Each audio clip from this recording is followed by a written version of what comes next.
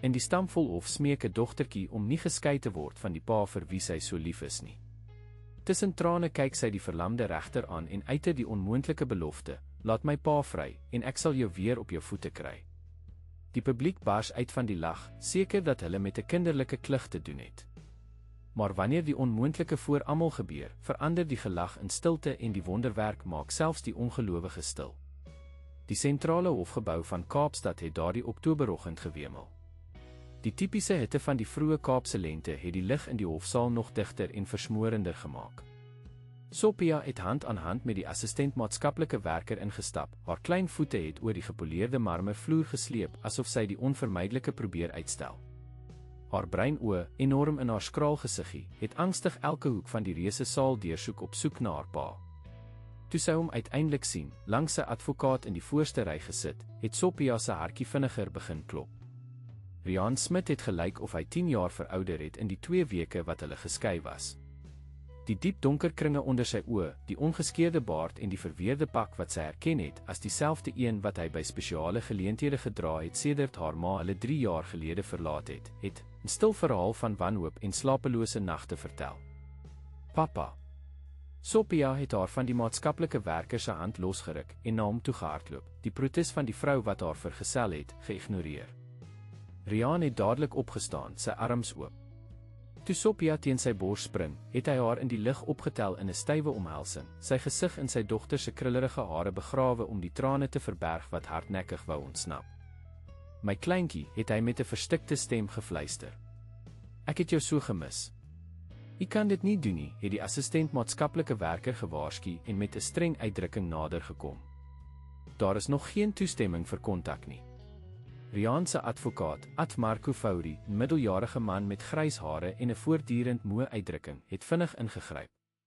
"Asseblief, Ter Karen. Dis net 'n paar oomblikke voor die verhoor. Die kind ly duidelik." Die vrou het gehuiwer, haar lippe het 'n dun lyn van afkering gevorm. 5 minute het sy uiteindelik toegestaan. "En ek sal toekyk." Riaan het gekniel om op Sophia se hoogte te wees en haar skraal skouertjies vasgehou. Die dogtertjie het 'n verbleikte blou rok en verslete wit tekkies gedra, dieselfde klere wat hy verlede Kersfees vir haar gekoop het, nou sigbaar te klein vir haar groeiende liggaam. "Gaan dit goed met jou, my kind? Behandel hulle jou mooi daar by Tannie Martha se huis?" Sophia het geknik, al het haar oë die teenoorgestelde gesê. "Die kos is lekker," het sy met 'n lae stem geantwoord. "Maar ek wil huis toe gaan, pappa." "Hoekom kan ek nie by jou bly nie?" Die onskuldige vraag was soos 'n dolksteek in Riaan se hart. Hoe om aan 'n 7-jarige kind te verduidelik dat die stelsel wat haar moes beskerm, besluit het dat hy 'n enkelouer wat 16 uur per dag gewerk het om haar te onderhou, as onbevoeg beskou is om sy eie dogter groot te maak. "Dis ingewikkeld, my liefie. Maar dis hoekom ons vandag hier is. Om alles uit te sorteer." Die vrome leuen het swaar op sy tong gelê. Riaan het presies geweet hoekom hulle daar was. Die Kinderbeskermingsraad het 'n anonieme klagte ontvang, wat hy vermoed het van sy ex-skoonsister, sy oorlede vrou se suster, afkomstig was, wat nalatigheid beweer.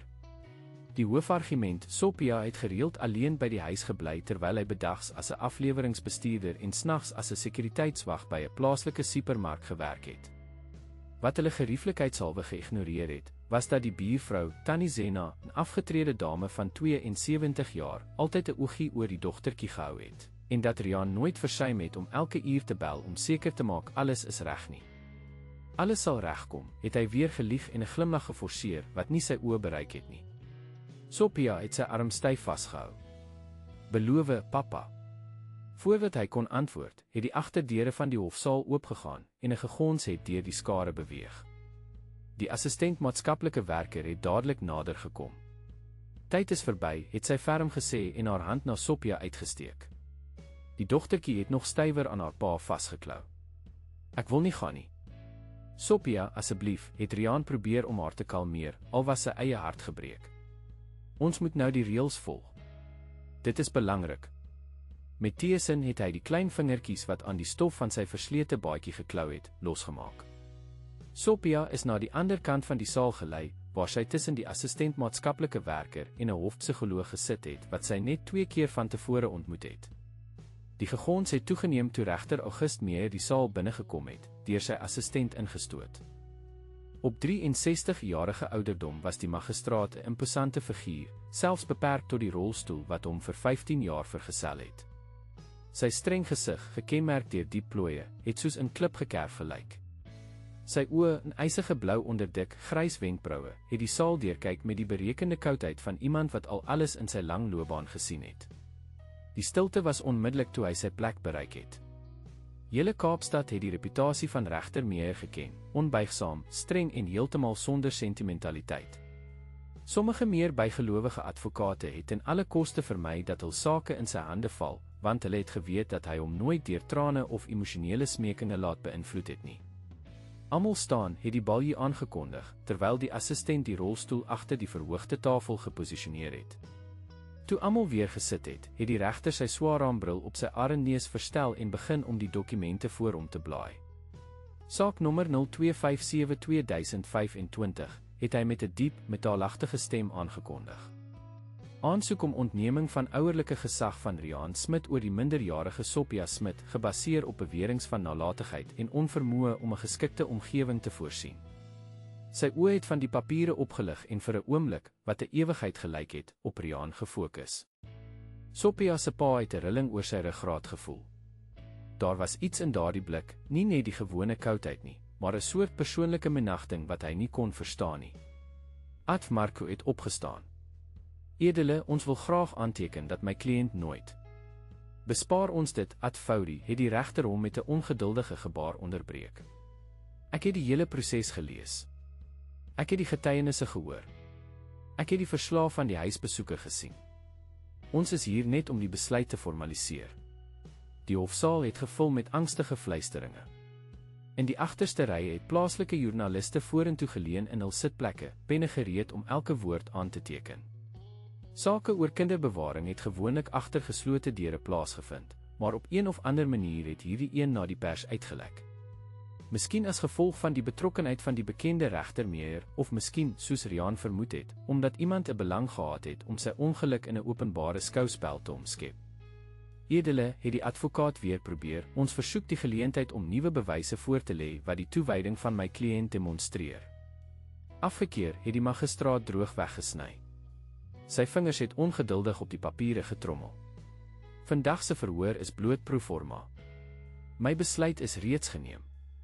Aan die ander kant van die saal het Sophia die toneel dopgehou met oë groot van onbegrip en vrees. Sy het nie die ingewikkelde woorde verstaan wat die volwassenes gebruik het nie, maar sy het die stemtoon goed geken.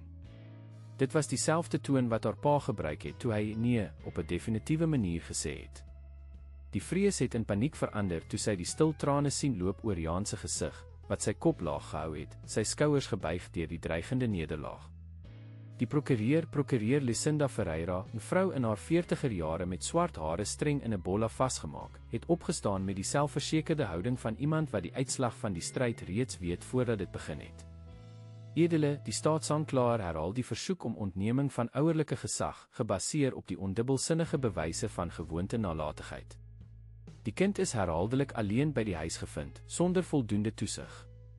Dame van 72 jaar wat skaars trappe kan klim, vorm nie voldoende toesig nie, Ad Fourie, het die regter onderbreek toe die advokaat probeer protesteer. En telefoonoproepe elke uur vervang nie die fisiese teenwoordigheid wat 'n 7-jarige kind benodig nie. Riaan het gevoel asof die lug uit sy longe gesuig is. Die onreg van die situasie was versmorend. Hy het 2 poste gewerk om die beste wat hy kon aan sy dogter te gee. Hy het geen familie gehad om na toe te gaan nie, geen ondersteuningsnetwerk behalwe Tannie Zena nie. Sophia se ma is oorlede toe sy slegs 4 jaar oud was, 'n slagoffer van 'n aggressiewe kanker wat nie net haar lewe nie, maar al die egpaar se spaargeld met behandelings verteer het wat uiteindelik nutteloos gebleik het te wees. Die kamer het om hom begin draai. Die gesuis in sy ore het amper die woorde van die prokureur, wat sy tekortkominge as pa bly opnoem het, oordonder. Asof hy nie alles gedoen het wat menslik moontlik was vir Sophia nie. Asof hy nie elke dag tot uitputting gewerk het nie, slegs 4 uur per nag geslaap het om by haar maaltyd te wees, om haar met huiswerk te help, om 'n storie voor slaaptyd te lees. Boonop, het die prokureur voortgegaan, is die toestande van die woonstel waar hulle woon prekêr. Die gebou het geen huisbak nie, die plafon het lekkasies en die ruimte is duidelik onvoldoende. Beswaar het Adv Marco uitgeroep en weer opgestaan. Die sosio-ekonomiese situasie van my kliënt word hier gekriminaliseer. As die probleem die toestand van die woning is, moet die staat hulp verleen, nie die kind verwyder nie. Regter Meyer het die advokaat 'n eisige blik gegee. Meneer die advokaat, u kliënt het oor die afgelope 6 maande veelvuldige geleenthede gehad om aan die aanbevelings van die Kinderbeskermingsraad te voldoen. Die welstand van die minderjarige is ons absolute prioriteit. Maar om 'n kind van sy pa te skei, is nie om haar emosionele welstand in ag te neem nie, het die advokaat aangedring, frustrasie duidelik in sy stem. Sophia het 'n uiters sterk band met haar pa, wat liefdevol en toegewyd is. Liefde is nie genoeg wanneer basiese toestande ontbreek nie, het die regter teruggekap, sy stem gelaai met 'n onwrikbare oortuiging wat byna persoonlik gelyk het. Ek het hier. Papa. Sophia se desperate gil het die saal soos 'n skerp mes gesny. Alle oë het na die dogtertjie gedraai, wat van haar plek af opgestaan het, haar klein feisies gebal, trane wat vrylik oor haar rooi wange gestroom het. Ek wil by my pa bly. Asseblief. Die assistent maatskaplike werker het probeer om haar weer te laat sit en vertroostende woorde gemompel wat leeg geklink het in die skielike stilte wat oor die hof gedaal het. Sophia het haar losgeruk en 'n tree vorentoe gegee. Asseblief, meneer in die rolstoel, het sy gesê en direk na regter Meyer gekyk. Moenie my van my pa af wegvat nie. Hy is goed. Hy werk hard om vir my kos te koop. Regter Meyer het sigbaar verstyf. Sy oë, gewoonlik uitdrukkingloos, het geblink met iets wat as verontwaardiging geïnterpreteer kon word. Beheer u kliënt ter Karen, het hy koud beveel. Maar Sophia was nog nie klaar nie. Met 'n moed wat Riaan se hart met trots laat swel het, selfs te midde van wanhoop, het sy nog 'n tree vorentoe gegee, haar ken uitdagend opgelig. Laat my pa vry en ek sal jou weer op jou voete kry. Die woorde het deur die saal weergalm soos 'n donderslag in 'n oop lug. Vir 'n oomblik het niemand asem gehaal nie. In absolute stilte het die hof vir 'n paar sekondes, wat 'n ewigheid gelyk het, oorgeneem. Toe, soos 'n damwol wat breek, het die laguitbarsting gekom. Dit het begin met 'n advokaat in die voorste ry, wat probeer het om die lag met 'n hoes te verbloem, maar het gou soos 'n veldbrand versprei. Wrede gelag het deur die marmermure van die sentrale hofgebou van Kaapstad weergalm. Sophia se gesig het rooi soos 'n peper geword, nie van skaamte nie, maar van 'n vurige vasberadenheid wat buite verhouding gelyk het vir haar skraal liggaampie. Haar oë, vas op regter August Meyer, het nie vir 'n sekonde gewankel nie. Riaan het opgespring, magteloos voor die openbare vernedering van sy dogter. Sophia, asseblief, sit. Orde in die hof. Regter Meyer se stem het bo die tumult uitgestyg, al het hy self effens ontsteld gelyk. Toe die stilte herstel is, het hy sy bril verstel en Sophia met 'n eisige blik aangestaar. Jong dame, dit is 'n hof van geregtigheid, nie 'n verhoog vir kinderlike speletjies nie. U onderbreking is oneerbiedig en onvanpas. Dis nie 'n speletjie nie, het Sophia geantwoord met die brutale eerlikheid wat net kinders besit. Ek kan nie weer laat loop. U moet net my pa by my laat bly. Meer gedempte gelag het die saal gevul. Joernalis agterin het hard genoeg gefluister om gehoor te word. Dit gaan die nuus van die jaar wees. Regter Meyer het die hamer met oormatige krag geslaan. Nog 'n manifestasie van hierdie aard en ek sal hierdie saal laat ontruim. Hy het hom na die assistent maatskaplike werker gedraai en beveel, verwyder die minderjarige onmiddellik. Terwyl die assistent maatskaplike werker Sophia genader het, het Riaan die kortstondige verwarring benut om by sy dogter uit te kom. Hy het voor haar gekniel en haar beweerige handjies vasgehou. My liefie, het hy dringend gefluister, jy kan nie so praat nie. Die regter probeer die beste doen vir. Nee, papa. Sophia het hom onderbreek, trane van frustrasie het haar oë gevul. Hy wil my wegvat. Ek wil nie gaan nie. Ek wil by jou bly. Die assistent maatskaplike werker het Sophia aan die arm getrek.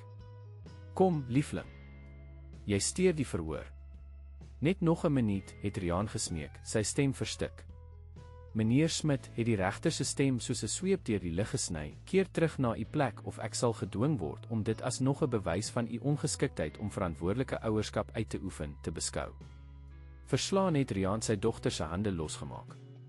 Terwyl hy na sy plek teruggekeer het, het hy gevoel asof hy na sy eie galg loop.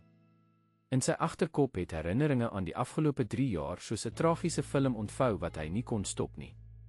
Alles het begin in duie stort toe Annelien, sy vrou en Sophia se ma, die diagnose van gevorderde pankreaskanker ontvang het. Destyds was Sophia slegs 4 jaar oud en het sy nie verstaan hoekom haar ma voorheen so energiek en vrolik soveel tyd lêend deurgebring het nie, hoekom haar pa elke aand in die badkamer weggesteek het en gehuil het nie. Riaan het sy werk as rekenmeester by 'n klein onderneming opgegee om voltyds vir Annelien te sorg. Die spaargeld wat hulle vir Sophia se universiteit gespaar het binne maande verdwyn met konsultasies, medisyne en behandelings wat elke dag nutteloser gelyk het. Die mediese fonds het slegs 'n deel van die prosedures gedek en hulle het gou in skuld gedompel. Toe Annelien uiteindelik heengegaan het, op 'n reënerige Kaapse winteraand, het sy nie net 'n verwoeste man en 'n verwarde dogter agtergelaat nie, maar ook 'n verbandbeswaarde woonstel en 'n stapel onbetaalde mediese rekeninge. Riaan moes van voor af begin. Omdat hy nie as rekenmeester na die formele mark kon terugkeer nie, maatskappye het gehuiwer om iemand aan te stel wat byna 2 jaar afwesig was, het hy die eerste werk gekry wat opgeduik het, afleweringsbestuurder vir 'n kosap. Die daaglikse verdienste was onseker en het van voetjies afgaan, maar dit het die buigsaamheid gebied om tuis te wees wanneer Sophia van die skool af teruggekom het. Gou het hy egter besef dat een werk nie voldoende sou wees nie.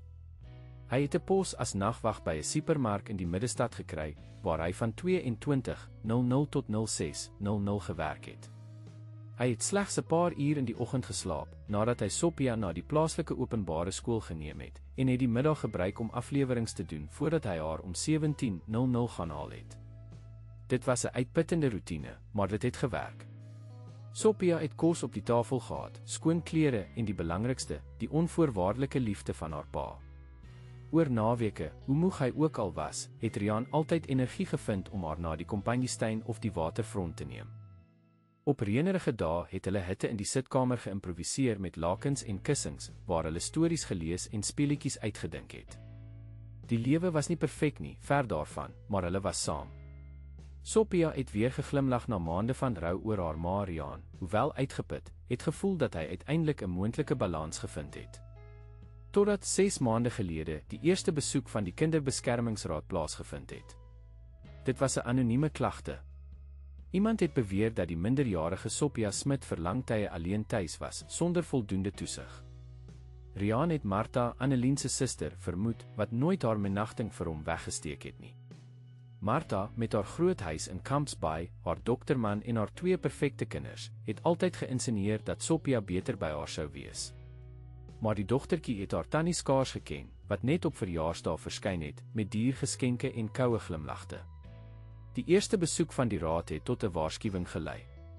Riaan het die situasie verduidelik, die reëling met Tannie Zena gewys, beloof om alternatiewe te soek. Maar 2 weke later het 'n nuwe verrassingsbesoek Sophia gevind wat alleen huiswerk doen terwyl Tannie Zena in haar eie huis op die grondvloer geslaap het. Die feit dat daar 'n noodklokkie geïnstalleer was, dat Sophia presies geweet het wat om te doen in geval van probleme, en dat haar pa elke uur godsdienstig gebel het die raadslede nie beïndruk nie. Die besoeke het meer gereeld geword. Elke klein fout is noukeurig aangeteken, die lekkasie in die badkamerplafon, die stort wat soms geval het, die raserige yskas, die trap sonder 'n behoorlike leuning. Die ou gebou in die Bo-Kaapbuurt, gebou in die 70's, was ver van leaks, maar dit was altyd 'n hartlike tuiste. Nou, onder die kliniese oog van die maatskaplike werkers, het dit verander in 'n onvanpaste omgewing vir 'n ontwikkelende kind. Riaan het desperaat probeer om elke probleem wat uitgewys is, te herstel. Hy het oor tyd gewerk om die plafon te herstel, nuwe leuning geïnstalleer, 'n gebruikte yskas in 'n beter toestand deur 'n kollega van die supermark gekry. Maar vir elke probleem wat opgelos is, het die verslag gelyk of dit 3 nuus gevind het. Die finale slag het 2 weke gelede gekom, toe Sophia met 'n hoë koors gevind is, alleen tuis. Riaan is vir 'n noodgeval by die supermark geroep, 'n alarm wat per ongeluk afgegaan het, en Tannie Zena was in die hospitaal vir roetineondersoeke. Dit was net 'n uur, maar genoeg sodat, toe hy haastig teruggekeer het, hy 'n voertuig van die kinderbeskermingsraad voor die gebou geparkeer gevind het en Sophia reeds weggeneem is. Vandag se verhoor was sy laaste kans.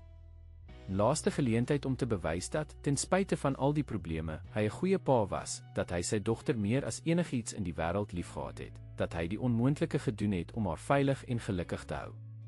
Maar nou, terwyl hy na regter Meyer se steenkoue gesig gekyk het, het Riaan geweet dat daardie kans verlore was. Die magistraat het reeds besluit voordat hy daardie kamer binnegekom het. Sophia se impulsiewe ingryping, hoewel roerend in haar onskuld, het die situasie net vererger, wat die regter nog 'n rede gegee het om hom as onbevoegd te beskou om dissipline en grense op te lê. Kan ons nou voortgaan, het regter Meyer gevra. Sy toon het duidelik gemaak dat dit nie regtig 'n vraag was nie. Soos ek gesê het, ek het hier die finale verslae van maatskaplike dienste en sielkunde. Beide beveel klemryk die ontneming van ouerlike gesag aan, met onmiddellike verwysing van die minderjarige na tydelike verblyf by haar moedersfamilie totdat die aannemingsproses of finale voogdyskap voltooi is. Die woorde het soos klippe in Riaan se maag geval. Aanneming. Hulle wou hê sy dogter, sy Sophia, moes deur vreemdelinge aangeneem word. Asof hy dood was. Asof hy nooit bestaan het nie. Edele, het Ad Marco weer probeer, nou met duidelike wanhoop in sy stem. My kliënt het die afgelope weke beduidende vordering gemaak. Hy het sy werksure aangepas, die versoekte verbeterings aan die woonstel aangebring, en te laat het die regter gesny. Die patroon van nalatigheid is duidelik vasgestel. Die noodsituasie 2 weke gelede was net die hoogtepunt van 'n kroniese probleem. Ons kan nie wag dat iets onomkeerbaars gebeur voordat ons optree nie. Riaan het gevoel die kamer draai. Onomkeerbaar. Die woord het in sy gedagtes weergalm soos 'n doodsvonnis. In sy wanhoop het hy omgedraai na waar Sophia deur die assistent maatskaplike werker vasgehou is. Die dogtertjie het bly spartel en probeer om terug te keer na die middel van die kamer, naby hom. Sophia, asseblief, bly stil, het hy gesmeek, wetende dat elke rebelse beweging van sy dogter nog 'n punt teen hom was. Nee, papa. Sophia se stem het bo die gefluister van die gehoor uitgestyg. Hy moet na my luister. Ek kan hom laat loop. Ek weet ek kan. Regter Meyer het swaar gesig, asof hy met 'n besonder vervelige situasie te doen het. Dit is presies die tipe problematiese gedrag wat. Hoekom glo u my nie? Sophia het weer onderbreek, haar oë vas op die magistraat. Juffrou Anna het gesê geloof versit berge. Het u nie geloof nie? Man agter in die saal het 'n harde, spottende lag gegee. Gaan, wonderwerker. Laat hom samba dans. Meer gedempte gelag het deur die saal gebars, elke keer meer oneerbiedig. Riaan het die bloed in sy are voel kook. Hoe durf hulle vir sy dogter lag? Hoe kon hulle hul pyn in vermaak omskep? Ek versoek dat die publiek respek behou, het die balje gewaarsku, al het hy self gelyk of hy 'n glimlag onderdruk. Regter Meyer het weer die hamer geslaan, sy gesig 'n masker van ingehoue irritasie. Ek het nie tyd hiervoor nie. Hierdie hof is nie die plek vir 2 minute. Sophia se stem, verbasend ferm vir 'n 7-jarige kind, het die lig gesny. Gee my net 2 minute, meneer. As ek dit nie reg kry nie, kan u my wegstuur. Maar as ek dit reg kry, laat u my by my pa bly. Die stilte het weer oor die saal gedaal. Alle oë het na die regter gedraai en sy reaksie afgewag. Vir 'n oomblik, so kort dat baie getwyfel het of dit regtig gebeur het, het iets in die magistraat se ysige blik getril. Skaduwee van wat? Nuuskierigheid. Nostalgie. Pyn. Riaan het daardie oogkontak tussen sy dogter en die man wat die mag gehad het om 'n lewens met 'n hamerhou te vernietig, dopgehou. Daar het iets daar gebeur, iets wat verder gegaan het as woorde. Sophia, in haar absolute onskuld, het 'n diep en verborge punt in daardie verbitterde man se siel aangeraak. Edele, het die prokureur ingegryp, duidelik ongemaklik met die rigting wat die verhoor ingeslaan het. Ek stel voor dat ons voortgaan met die standaard prosedure. Hierdie interaksie verleng net 'n pynlike oomblik vir almal wat betrokke is. Die regter het nie dadelik geantwoord nie. Sy vingers het op die armleuning van die rolstoel getrommel, sy oë het nooit Sophia se verlaat nie. Uiteindelik, met 'n sug wat gelyk het of dit uit die dieptes van sy siel kom, het hy gepraat. 2 minute. Nie meer as dit nie. En as dit misluk, sy toon het duidelik gemaak dat hy dit as 'n absolute sekerheid beskou het, sal jy leer dat regtelike besluite nie met trane of kinderlike fantasieë onderhandel word nie. Gefluister van verbasing het deur die saal beweeg. Niemand het verwag dat die streng regter August Meyer, bekend vir sy onverbiddelike strengheid, selfs minimaal sou toegee aan so 'n absurde versoek nie. Riaan het gevoel sy hart slaan 'n slag oor. Wat het Sophia gedink? Wat het sy beplan om te doen? My God, sy was net 'n kind. Desperate kind wat die enigste familie wat sy geken het, probeer red op die enigste manier wat haar onskuldige verstand kon bedink. Sophia, het hy geroep, sy stem bewerig, my kind, jy hoef dit nie te doen nie. Maar Sophia het haar reeds heeltemal van die assistent maatskaplike werker losgeruk. Met vasberade tree, al het haar beentjies sigbaar gebewe, het sy na die middel van die saal beweeg. Die verbleikte blou rok het gekontrasteer met die koue marmer en die donker pakke wat die omgewing oorheers het. Haar wit tekkies, verslete aan die punte, het effens teen die gepoleerde vloer gekraak.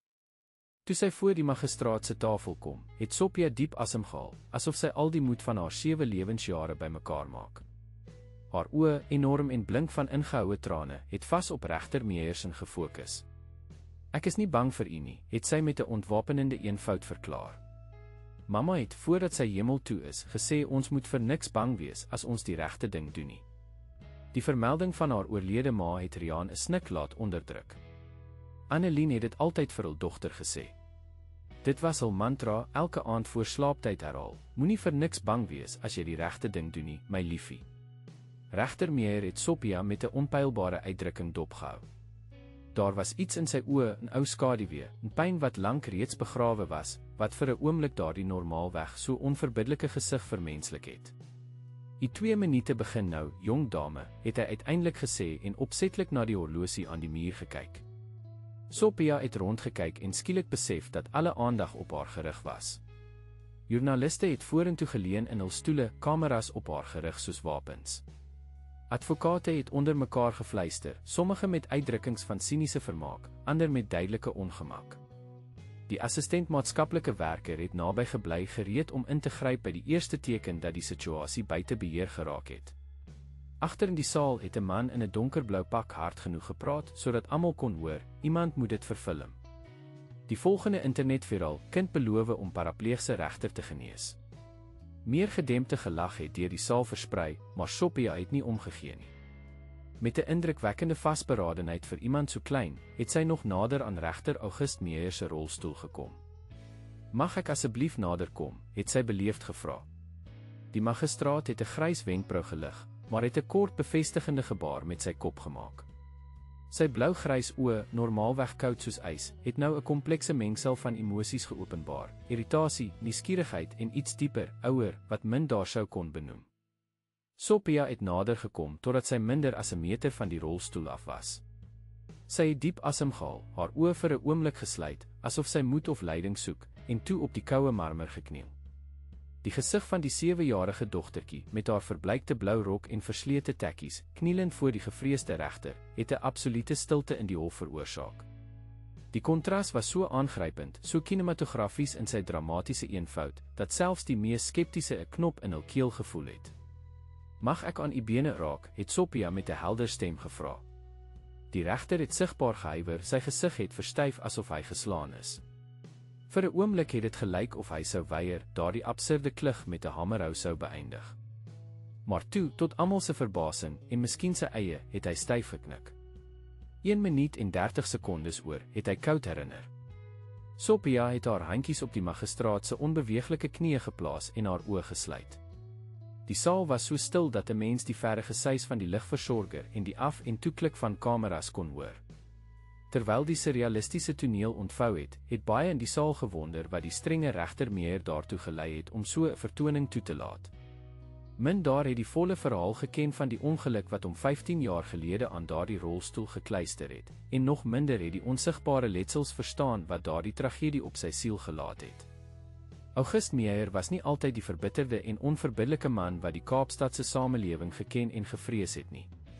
Daar was 'n tyd, dekades gelede, toe sy oë geblink het met ideale van ware geregtigheid, toe sy hart sterk geklop het vir die oortuiging dat hy 'n verskil in die regstelsel kon maak. Met lof gegradueer aan die regsfakulteit van die Universiteit van Stellenbosch in 1985, het hy sy loopbaan as prokureur begin en die regte van die kwesbaarstes passievol verdedig. Dit was gedurende hierdie tyd dat hy Elise ontmoet het, 'n toegewyde pediater wat by die Rooikruis Kinderhospitaal gewerk het. Hulle het in 1988 getrou in 'n eenvoudige seremonie in die Kompanjiestuin. 2 jaar later is Gabriel, die egpaar se enigste kind, die lig van hul lewens, gebore. Die 1990's het vinnige professionele opgang vir August gebring. Sy reputasie van onwrikbare integriteit en uitsonderlike regsbevoegdheid het hom gou tot die pos van regter gelei. Nog jonk vir die standaarde van die regbank, is hy beskou as een van die belovendste juriste van sy generasie en is hy gereeld genoem as 'n toekomstige kandidaat vir die Hooggeregshof. Tuis het die lang ure in die hof egter sy tol geëis. Elise het hom gereeld gewaarsku oor sy obsessiewe perfeksionisme, oor hoe hy kosbare oomblikke van Gabriel se kinderjare gemis het omdat hy altyd in sake verdiep was. Geregtigheid kan tot môre wag, August, het sy altyd gesê. Die groei van jou kind, nie. Die breekpunt het gekom toe Gabriel 15 jaar oud geword het. Die tiener, gegrief oor sy pa se kroniese afwesigheid, het opstandig en afsydig geword. Daardie jaar, 2005, het August beloof om vir die eerste keer in sy loopbaan volle vakansie te neem. Hulle het 'n motorreis langs die Kaapse kus en na George beplan, 2 weke om weer te verbind, om emosionele bred te herbou wat te lank verwaarloos is.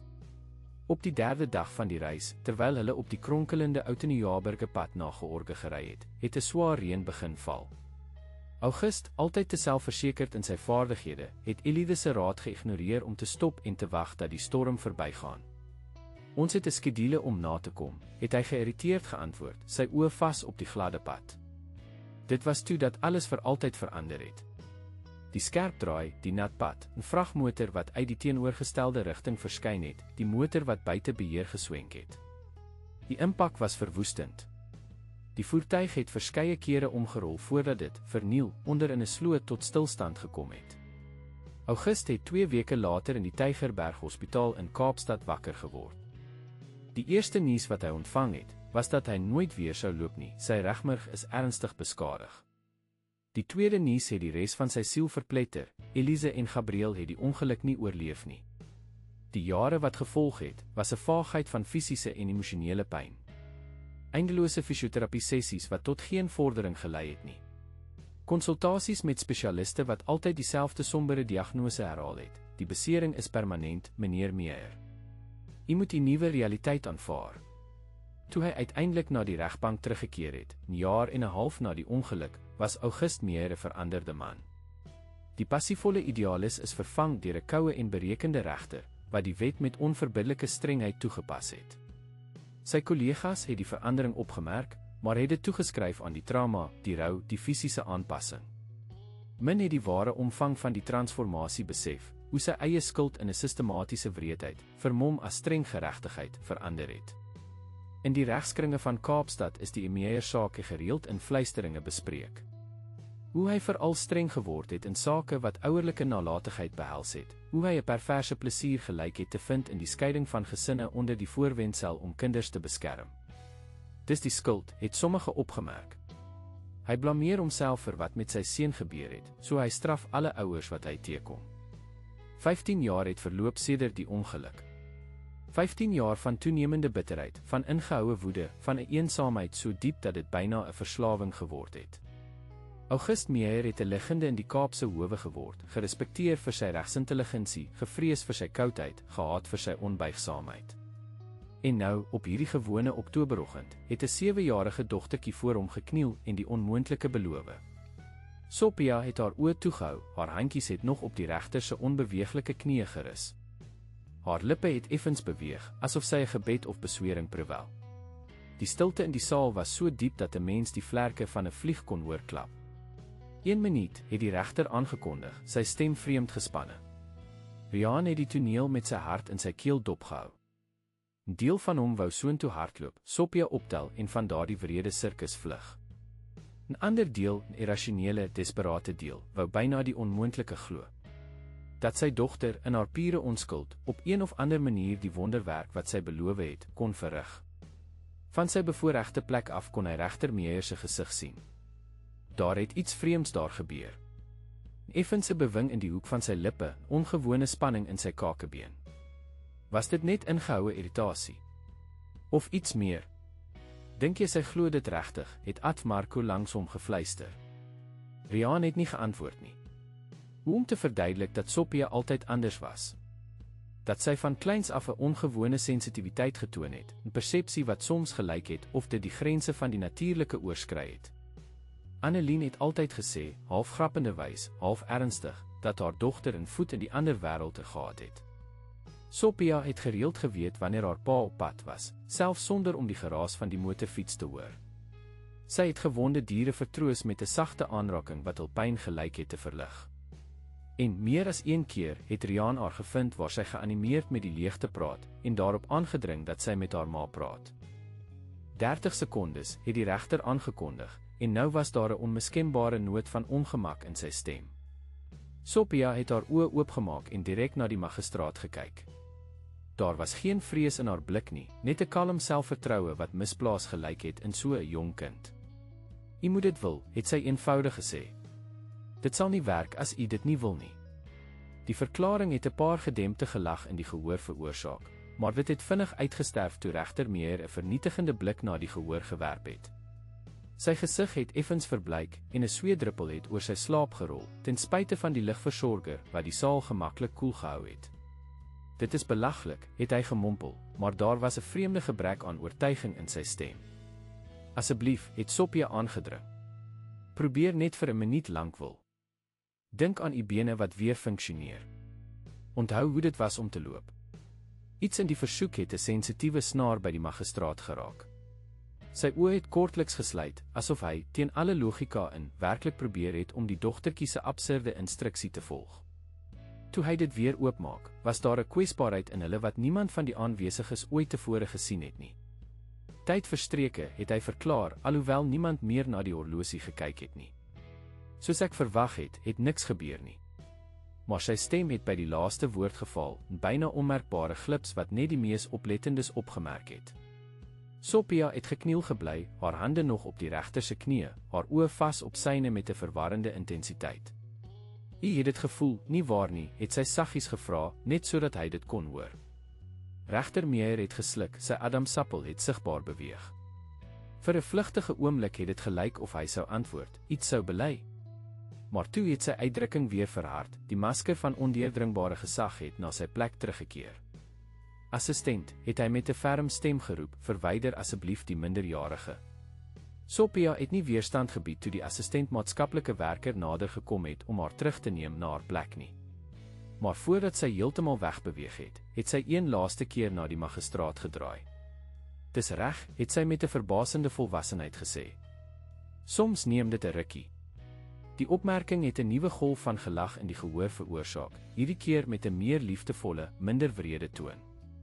Die dogtertjie se volharding, haar onwrikbare geloof teenoor die onmoontlike, het 'n vreemde simpatie begin wek, selfs onder die mees skeptiese. Terwyl Sophia teruggelei is, het regter Meyer probeer om beheer oor die situasie te herwin. "Soos ek voor hierdie onderbreking gesê het, het hy met 'n diep stem begin, is die verslae afdoende rakende die noodsaaklikheid om ouerlike gesag te ontneem. Meneer Smit het herhaaldelik sy onvermoë getoon om. Hy het skielik gestop en sy voorkop gefrons. 'n Vreemde uitdrukking het sy gesig gekruis, asof hy skielik ongesteld geword het. "Gaan dit goed met u, edele?" het die prokureur bekommerd vorentoe geleun. Die regter het sy keel skoongemaak. "Ek is heeltemal goed," het hy skerp geantwoord. Net 'n oomblik van afleiding. Hy het sy bril verstel met vingers wat vreemd onstabiel gelyk het en voortgegaan. "Soos ek gesê het, dit is in die beste belang van die minderjarige dat sy onder die sorg van." Weer het hy in die middel van die sin gestop. Hierdie keer egter, was dit nie van afleiding nie. Ligte metaalagtige geluid het deur die saal weergalm, die onmiskenbare geluid van die rolstoel se voetstene wat effens beweeg. Die gegons in die saal het toegeneem. Die prokureur het verward na die magistraat gekyk, wat nou 'n uitdrukking van absolute verbasing op sy normaalweg onversteurde gesig gehad het. "Edele," het sy aangedring. 'n Oomblik het die regter geantwoord, sy stem nou duidelik verander. Hy het afgekyk na sy eie bene, asof hy verwag het om hulle onafhanklik van sy wil te sien beweeg. Aan die ander kant van die saal het Sophia aandagtig dopgehou, haar oë het geblink met 'n rustige selfvertroue wat sterk gekontrasteer het met die toenemende spanning van die omgewing. Wat gaan aan, het Riaan vir sy advokaat gefluister, wat net so verward gelyk het soos hy. Ad Marco het sy kop geskit, onbekwaam om 'n antwoord te formuleer. Soos almal daar, het hy besef dat iets vreemds gebeur, maar hy kon nie, of het dalk nie gewaag nie, in woorde uitdruk wat sy oë getuig het. Regter Meyer het die armlenings van sy stoel styf vasgegryp, sy kneukels het wit geword van die krag van die greep. Sy gesig, normaalweg beheers, het nou duidelike tekens van paniek getoon. Of was dit hoop? Ons sal 'n kort pouse neem, het hy aangekondig, sy stem byna onherkenbaar. 10 minute. Met 'n geforseerde waardigheid het hy vir sy assistent gebaar, wat vinnig agter die rolstoelposisie ingeneem het, en dit na die sydeur, wat uitsluitlik vir die regbank gereserveer is, begin stoot het. Terwyl die regter uitgegaan het, het sy blik kortliks met Sophia se gekruis. Die stille uitreiling het slegs 'n sekonde geduur, maar dit het die gewig van iets diep en onverklaarbaars gedra wat die hart van al die aanwesiges onwillekeurig vinniger laat klop het. Sodra die deur agter die magistraat gesluit het, het die saal in opgewonde gesprekke uitgebars. Joernaliste het woesel aantekeninge en opnames nagegaan, advokate het stil maar intens gedebatteer, toeskouers het steeds meer ongelooflike teorieë uitgeruil. Riaan het die kortstondige verwarring benut om nader aan Sophia te kom. Die assistent maatskaplike werker, afgelei deur 'n gespanne gesprek met die prokureur, het nie opgemerk toe hy voor sy dogter gekniel het nie. Sophia, my liefie, het hy dringend gefluister, wat doen jy? Die dogtertjie se oë het geblink met 'n intensiteit wat hom bang gemaak het. Dit was nie die eerste keer dat hy daardie blik gesien het nie, dit was dieselfde een wat sy gehad het, toe sy uit sekere drome wakker geword het, en daarop aangedring het, dat sy met haar ma gepraat het. Ek help hom, papa, het sy natuurlik geantwoord, asof sy iets van selfsprekends verduidelik. Hy is baie hartseer van binne. Dit is lankal dat hy nie kan vergewe nie. Riaan het 'n rilling oor sy ruggraat gevoel. Hoe weet jy dit, my kind? Sophia het haar skouers opgetrek, 'n vreemd volwasse gebaar in haar kinderlike liggaampie. Ek weet net. Toe ek aan sy bene geraak het, het ek alles gesien. Die ongeluk. Die vrou en die seun wat hemel toe is. Hoe hy homself elke dag blameer. Sophia se woorde het hom koud gelaat. Daar was geen manier hoe sy hierdie besonderhede van regter Meyer se persoonlike lewe kon geken het nie. Die ongeluk wat hom parapleeg gemaak het en die lewe van sy familie geneem het, was 'n onderwerp wat selde in regskringe genoem is en sekerlik nooit naby kinders bespreek is nie. Sophia, jy maak my bang, het hy bely en haar handjies vasgehou. Jy kan nie hierdie dinge weet nie. Mamma het my gehelp, het Sophia eenvoudig geantwoord. Sy het gesê dat ons soms mense van binne moet genees voordat hulle van buite kan genees. Trane het in Riaan se oë opgekom. Dit was tipies van Sophia om haar ma in sulke oomblikke aan te roep. Sedert Annelien se heengaan het die dogtertjie gereeld oor haar gepraat asof sy nog teenwoordig was, raad gegee, in drome gepraat. Sophia. Meneer Smit. Die assistent maatskaplike werker se stem het soos 'n skeermes deur die lug gesny. Beweeg onmiddellik weg. U het nie toestemming om. Dis my pa, het Sophia geprotesteer en aan Riaan se arm vasgeklou. Die toneel het die aandag van die hele saal getrek. Alle gesprekke het skielik opgehou en die blikke het gekonvergeer op die pa en dogter wat mekaar in die middel van die hof omhels het. Ad Marco het vinnig ingegryp en homself tussen sy kliënt en die woedende assistent maatskaplike werker geposisioneer. My kollega, asseblief. Dis net 'n paar oomblikke.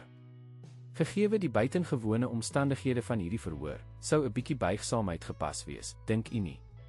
Voordat die vrou kon antwoord, het die sydeur oopgegaan en regter Meyer se assistent het verskyn, sy gesig bleek en sy uitdrukking ontstel. U edele versoek die onmiddellike teenwoordigheid van die minderjarige Sophia Smit in sy kantoor, het hy met 'n beweerige stem aangekondig. 'n Verbaasde stilte het oor die saal gedaal. So 'n versoek was heeltemal onreëlmatig en het alle denkbare regterlike protokolle oortree. Die prokureur was die eerste om van die skok te herstel. Dit is heeltemal onvanpas, het sy geprotesteer en opgestaan. 'n Kind kan nie privaat deur 'n magistraat gehoor word sonder die teenwoordigheid van die staatsaanklaer en die verdediging nie. Die assistent, man wat normaalweg selfversekerd en kalm was, het sigbaar onrustig gelyk. U edele is aandringend, het hy geantwoord en sy woorde versigtig gekies. Hy het gesê dit is 'n dringende en uitsonderlike saak. Die assistent maatskaplike werker het haar lippe in afkeuring saamgetrek. Absoluut nie. As verteenwoordiger van die kinderbeskermingsdiens kan ek nie toelaat. Ek wil gaan. Sophia se helder stem het die debat van die volwassenes onderbreek. Sy het haar saggies van haar pa se omhelsing losgemaak en 'n tree vorentoe gegee, haar ken vasberade opgelig. My kind, ek dink nie dit is 'n goeie idee nie, het Riaan bekommerd gemompel. Sophia het hom met 'n gerusstellende glimlag aangekyk wat absurd volwasse op haar kinderlike gesig gelyk het. Dis reg, pappa. Hy het nou my hulp nodig. 'n Gegons het deur die saal beweeg. Die situasie het reeds alle grense van normale regterlike prosedure oorskry en het nou 'n heeltemal onbekende gebied betree. Verslaggewers het woes in hul notaboeke gekrabbel en probeer om elke detail van die buitengewone gebeurtenis vas te lê. Na 'n kort gespanne bespreking is 'n kompromis bereik. Sophia kon die regter sien, maar vergesel van haar advokaat, die prokureur en die assistent maatskaplike werker. Riaan sou verplig wees om in die hofsaal te bly. Is jy seker hiervan, Sophia, het Adv Marco gevra en gekniel om op die dogtertjie se hoogte te wees terwyl hulle voorberei het om die assistent te volg. Sophia het geknik met 'n kalmte wat haar ouderdom weerspreek het. Ek is. Jy hoef nie bang te wees nie. Alles sal regkom. Die klein groepie het langs die versierde gang wat na die regter se kantoor gelei het, geloop. Die sentrale hofgebou van Kaapstad, gebou in die 1960s, het 'n lig van ou plegtigheid behou, met sy donker houtpanele en imposante portrette van juriste van die verlede. Die tree het op die gepoleerde marmer vloer weergalm en 'n byna teatrale atmosfeer geskep. Toe hulle uiteindelik by die gesneede deur van die kantoor aankom, het die assistent gehuiwer, sy hand op die deurknop. "U edele voel nie baie goed nie," het hy saggies gewaarsku. "Asseblief, wees begripvol." Daarmee het hy die deur oopgemaak en 'n gebaar gemaak dat hulle moes ingaan. Regter August Meyer se kantoor was presies soos 'n mens sou verwag, streng georganiseerd, met swaar boekrakke vol regsboeke in leer gebind. 'n Groot venster het 'n uitsig oor die parlement en die george kathedraal in die agtergrondgebied. Die oggendlig het deur swaar donkergroen fluweelgordyne gefiltreer en 'n plegtige en byna onderdrukkende atmosfeer geskep. Die regter was agter sy soliede mahonielensenaar geposisioneer, sy rolstoel gedeeltelik weggesteek deur die imposante meubels. Sy gesig, normaalweg gekomponeer, het duidelike tekens van agitasie getoon. Dun laag sweet het op sy voorkop geblink en sy hande het effens gebewe terwyl hy sy bril verstel het. "Ek dank u dat u aan my onreëlmatige versoek voldoen het hy met 'n geforseerde formaliteit gesê. "Ek glo dat die buitengewone omstandighede 'n afwyking van die protokol regverdig." Die prokureur het haar arms gekruis, duidelik ongemaklik. "Edele, ek moet my formele protes aanteken teen." "Neem kennis, dokter," het die magistraat met 'n ongeduldige gebaar onderbreek. Sy oë het nooit Sophia se gesig verlaat nie, wat hom met 'n verwarrende kalmte aangestaar het.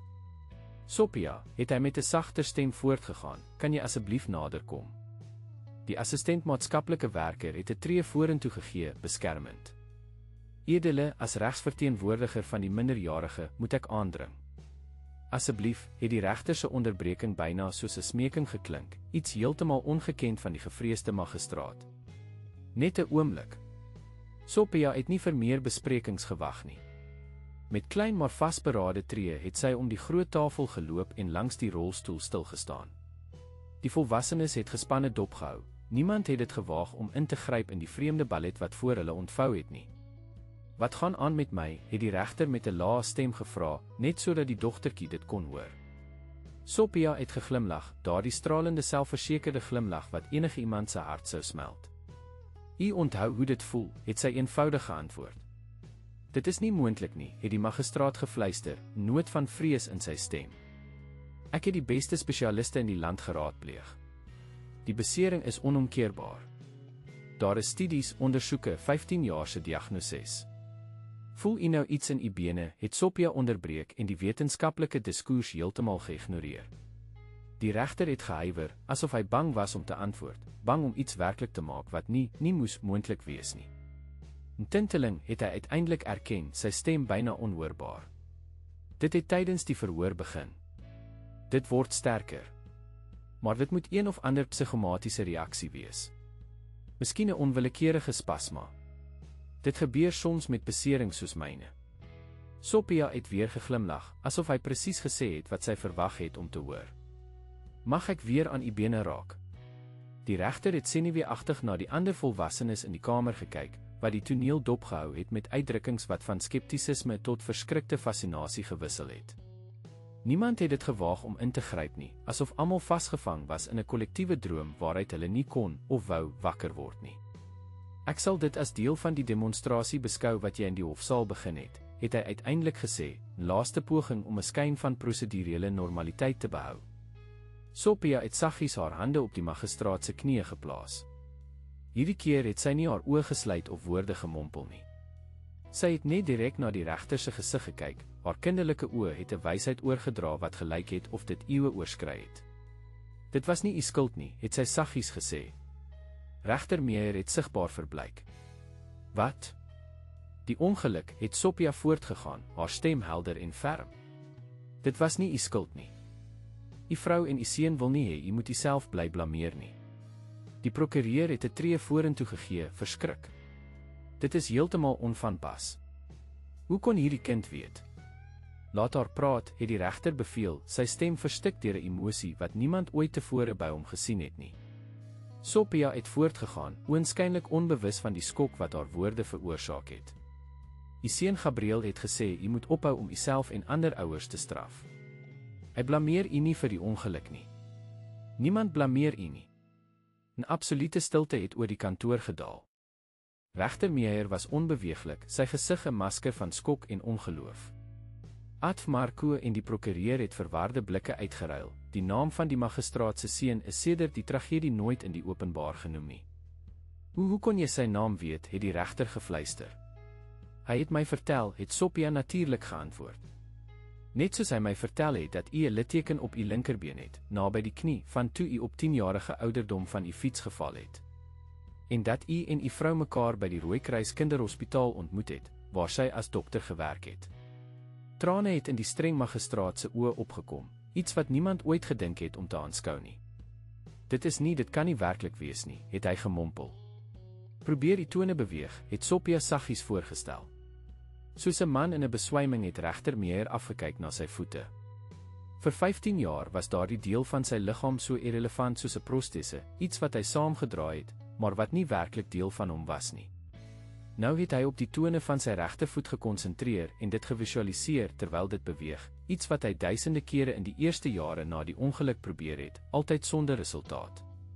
Die stilte in die kantoor was so diep dat 'n mens die gespanne asemhaling van die aanwesiges kon hoor. Niemand het dit gewaag om 'n spier te beweeg nie, asof die geringste beweging die onmoontlike betowering wat in die vertrek gelyk het te heers, kon verbreek. En toe het dit gebeur.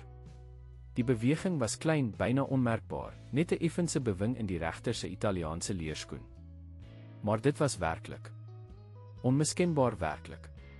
My God, het die assistent maatskaplike werker gefluister, die eerste om te verbaliseer wat almal gedink het. Regter Meyer het sy oë opgelig, nou openlik tranevol. Hoe, het hy gevra, sy stem gebreek. Hoe is dit moontlik? Sophia het weer geglimlag, daardie stralende glimlag wat haar hele gesig verlig het. U moes jouself eers vergewe. Mamma sê altyd dat ons soms van buite siek word, omdat ons van binne siek is. Die vermelding van die oorlede ma het Adv Marco na die werklikheid teruggebring. Hy het senuweeagtig sy keel skoongemaak. Sophia, miskien moet ons teruggaan na die hofsaal. Jou pa moet bekommerd wees. Net nog 'n bietjie, het Sophia gevra, sonder om haar blik van die regter af te haal. Hy is amper reg. Regter Meyer het diep asemhaal, asof hy die nodige suurstof probeer absorbeer om die onmoontlike te verwerk. Sy hande, wat voorheen effens gebewe het, was nou ferm op die armleunings van die stoel. Probeer weer, het Sophia aangemoedig. Sterker hierdie keer. Die magistraat het intens gekonsentreer en weer sy oë op sy voete gerig.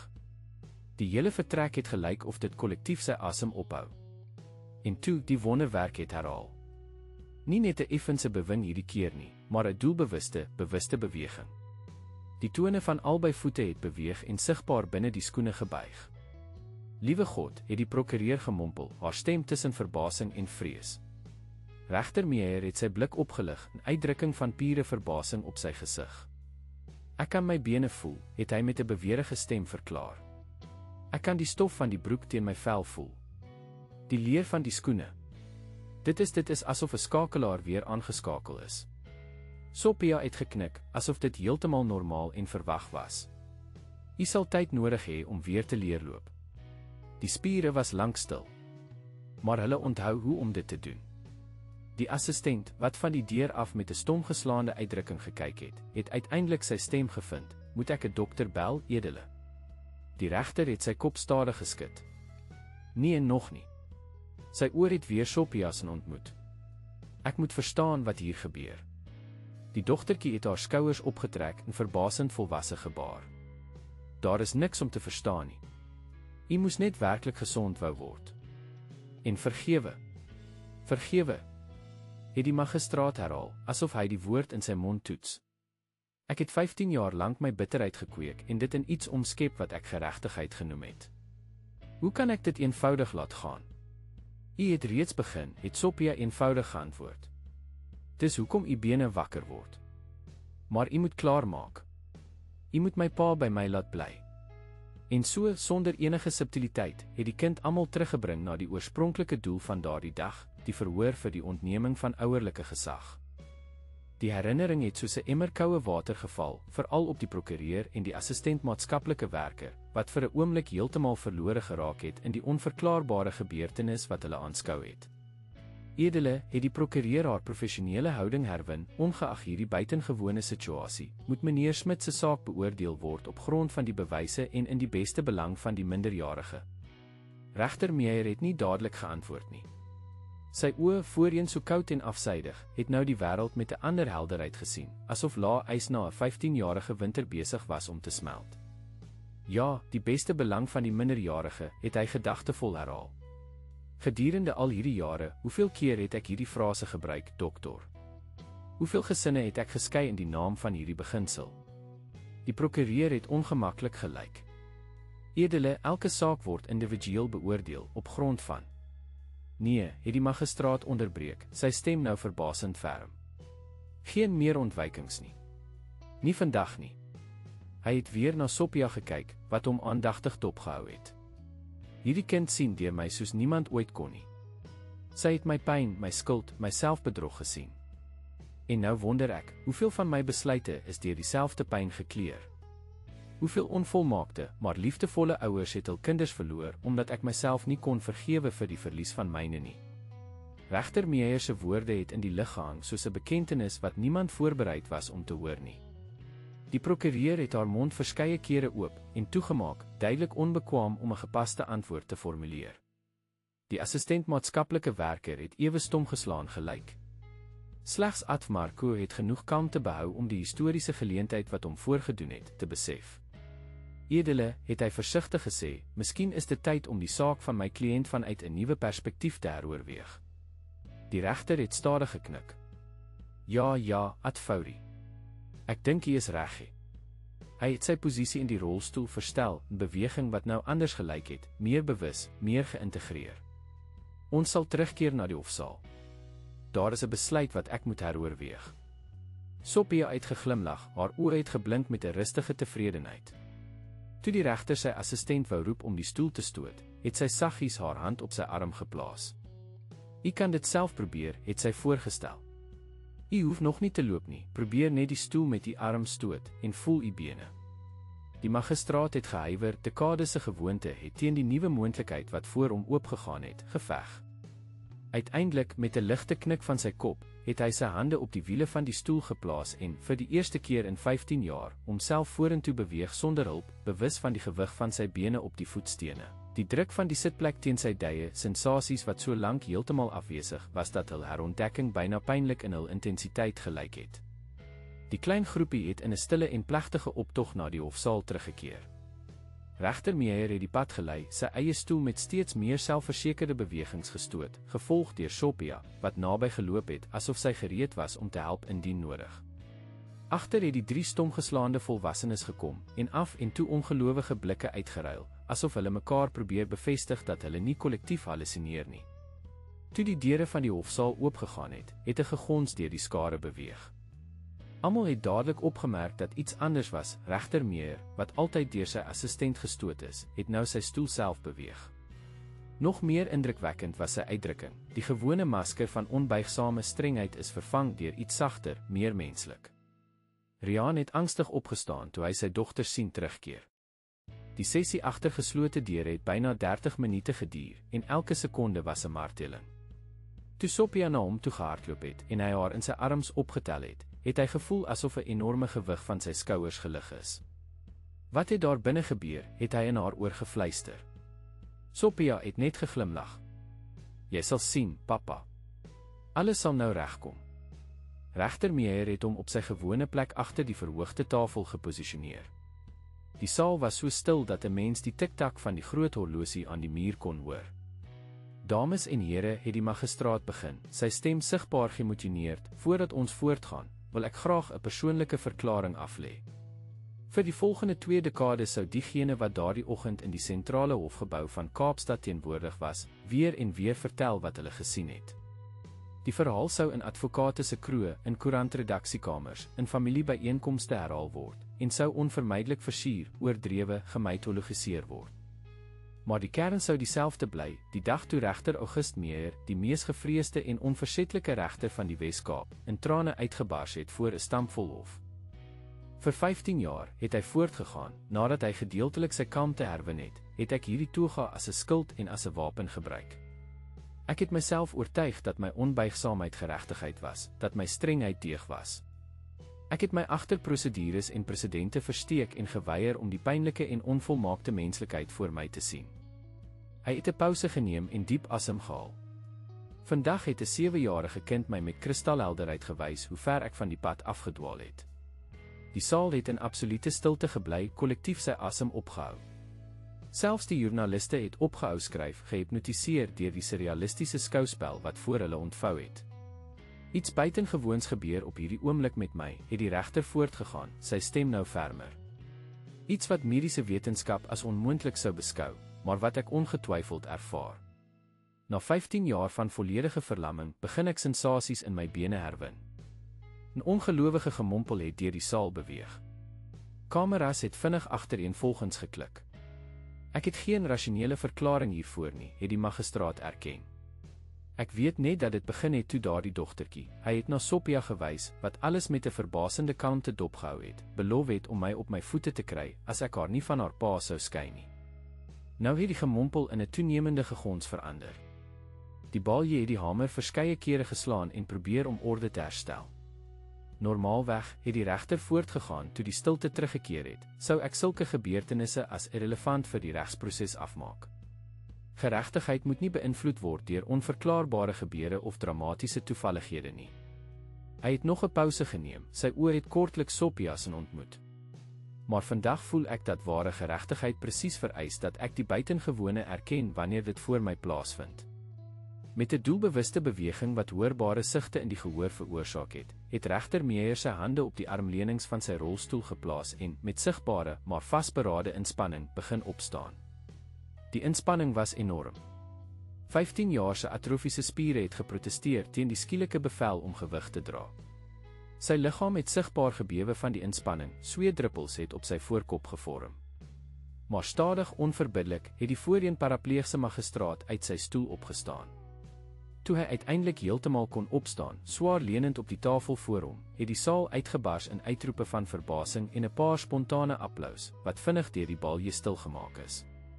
15 jaar, het die regter gesê, sy stem verstik deur emosie. 15 jaar sedert die laaste keer dat ek die gewig van my eie liggaam, die kontak van my voete met die grond, gevoel het. Hy het verskeie kere diep asem gehaal en duidelik gesukkel om sy kalmte te behou. Toe hy weer gepraat het, was sy stem fermer, meer vasberade. En die ongeluk wat my parapleeg gemaak het ek my vrou en my seun verloor. Die skuld wat ek gevoel het, wat ek nooit opgehou het om te voel nie, het my siel vergiftig. Ek het bitter onbuigsaam, wreed geword. Veral in sake wat gesinne en kinders behels het. Hy het direk na Riaan gekyk. Meneer Smit, ek het vandag na hierdie verhoor gekom met die besluit reeds geneem om u van u dogter te skei. Nie omdat die bewyse afdoende was nie, maar omdat ek, in my vergiftigde hart, geglo het dat geen pa goed genoeg was nie. Dat almal verdien het om hul kinders te verloor, net soos ek myne verloor het. Die skokkende bekentenis het 'n stomgeslaande stilte veroorsaak. Die prokureur het besonder ontstel gelyk, asof sy skielik dosyne vorige sake heroorweeg het. Hierdie wonderwerk, ek weet nie hoe om dit anders te beskryf nie, het nie net my liggaam verander nie. Dit het my perspektief verander. Vir die eerste keer in 15 jaar kan ek verby my eie pyn sien. Die regter het weer gaan sit, die inspanning om te staan was duidelik oormatig vir sy atrofiese spiere. En wat ek nou sien, is 'n pa wat, hoewel onvolmaak, desperaat lief is vir sy dogter, 'n man wat 2 poste werk om haar te onderhou, wat die beste doen wat hy kan onder ongelooflik moeilike omstandighede. Die prokureur het opgestaan, haar uitdrukking verdeel tussen professionele verontwaardiging en persoonlike twyfel. Edele, met alle respek, ongeag enige buitengewone omstandighede het ons tegniese verslae, huisinspeksies, psigososiale evaluerings. Ja, dokter, ons het dit alles, het die regter onderbreek met 'n fermheid wat aan sy ou gesag herinner het, hoewel dit nou getemper is deur iets sagter. En dit alles moet in ag geneem word. Maar vra jouself, probeer ons werklik hierdie kind beskerm, of straf ons 'n pa omdat hy arm is? Omdat hy te veel werk? Omdat hy nie 'n voldoende ondersteuningsnetwerk het nie? Die vraag het in die lug gehang, ongemaklik en uitdagend. Die prokureur het gehuiwer, duidelik ontwapen deur die onverwagte wending. Edele, het sy weer probeer, die staatsaanklaer bevraagteken nie meneer Smit se liefde vir sy dogter nie, net sy praktiese vermoë om 'n veilige omgewing te voorsien en wat bied ons as alternatief aan, het die magistraat gevra. Om haar van die enigste pa wat sy ken te skei. Om haar na verre familielede te stuur wat skaars deel van haar lewe is. Of dalk na die institusionele versorgingsstelsel, waar al haar materiële behoeftes sekerlik bevredig sal word, maar teen watter emosionele koste. Riaan het die debat dopgehou met sy hart wat gespring het. Langs hom het Sophia sy hand styf vasgehou, haar klein vingertjies in syne vervleg soos 'n anker. Regter Meyer het hom toe direk na Riaan gedraai. Meneer Smit, is u lief vir die dogter? Meer as enigiets in die wêreld, edele, het Riaan geantwoord, sy stem verstik. En is u bereid om aanpassings in die lewe te maak om te verseker dat sy voldoende toesig het? Om die tekortkominge wat deur die Kinderbeskermingsraad uitgewys is, te herstel? Enigiets, edele. Ek het reeds begin soek na ander werk met vaste ure. My buurvrou, Tannie Zena, het ingestem om 'n verantwoordelikheidsooreenkoms te formaliseer. En ek is ingeskryf vir die munisipaliteit se behuisingsprogram om 'n meer geskikte woonstel te kry. Die magistraat het stadig geknik en die inligting geabsorbeer. Toe, tot almal se verbasing, het hy hom na Sophia gedraai. En jy, jong dame, wat dink jy moet ons doen? Die vraag in regter wat 'n 7-jarige kind direk raadpleeg oor sy eie besluit, was so onreëlmatig en ongekend dat dit gedempte uitroepe van verskeie aanwesige advokate veroorsaak het. Sophia het nie verbaas of geïntimideer gelyk nie. Met dieselfde kalm selfvertroue wat sy gedurende die hele verhoor getoon het sy geantwoord, ek wil by my pa bly. Hy is my familie. Regter Meyer het geglimlag, 'n opregte glimlag, iets wat min daartevore gesien het. Ja, hy is. En familie, selfs onvolmaak, selfs sukkelend teen probleme, is 'n te kosbare bate om sonder werklik ernstige redes ontbind te word. Hy het hom na die assistent maatskaplike werker gedraai, wat alles met 'n stomgeslaande uitdrukking dopgehou het, en voortgegaan, dokter, in plaas daarvan om hierdie familie te skei. Hoekom rig ons nie die staat se hulpbronne om dit te versterk nie? Sosio-familie-ondersteuningsprogramme, behuisingshulp, insluiting in buitemuurse skoolprojekte vir Sophia, nouer en konstruktiewe, in plaas van bestraffende, opvolgwerk. Die vrou het verskeie kere geknip, asof sy moeilikheid gehad het om die voorstel te verwerk wat gekom het van die regter wat, tot 'n paar minute gelede, bekend was vir sy onverbiddelike strengheid. Dit sou moontlik wees, edele, het sy uiteindelik erken. Ons het verskeie programme wat die Smit-familie kan bevoordeel. Uitstekend, het die regter verklaar. Sy gesig, hoewel nog steeds gekenmerk deur die buitengewone fisiese inspanning van die afgelope minute, het sy gewone hardheid verloor. Dit het jonger, lewendiger gelyk. Dus, ek het my besluit geneem. Die hele saal het sy asem opgehou.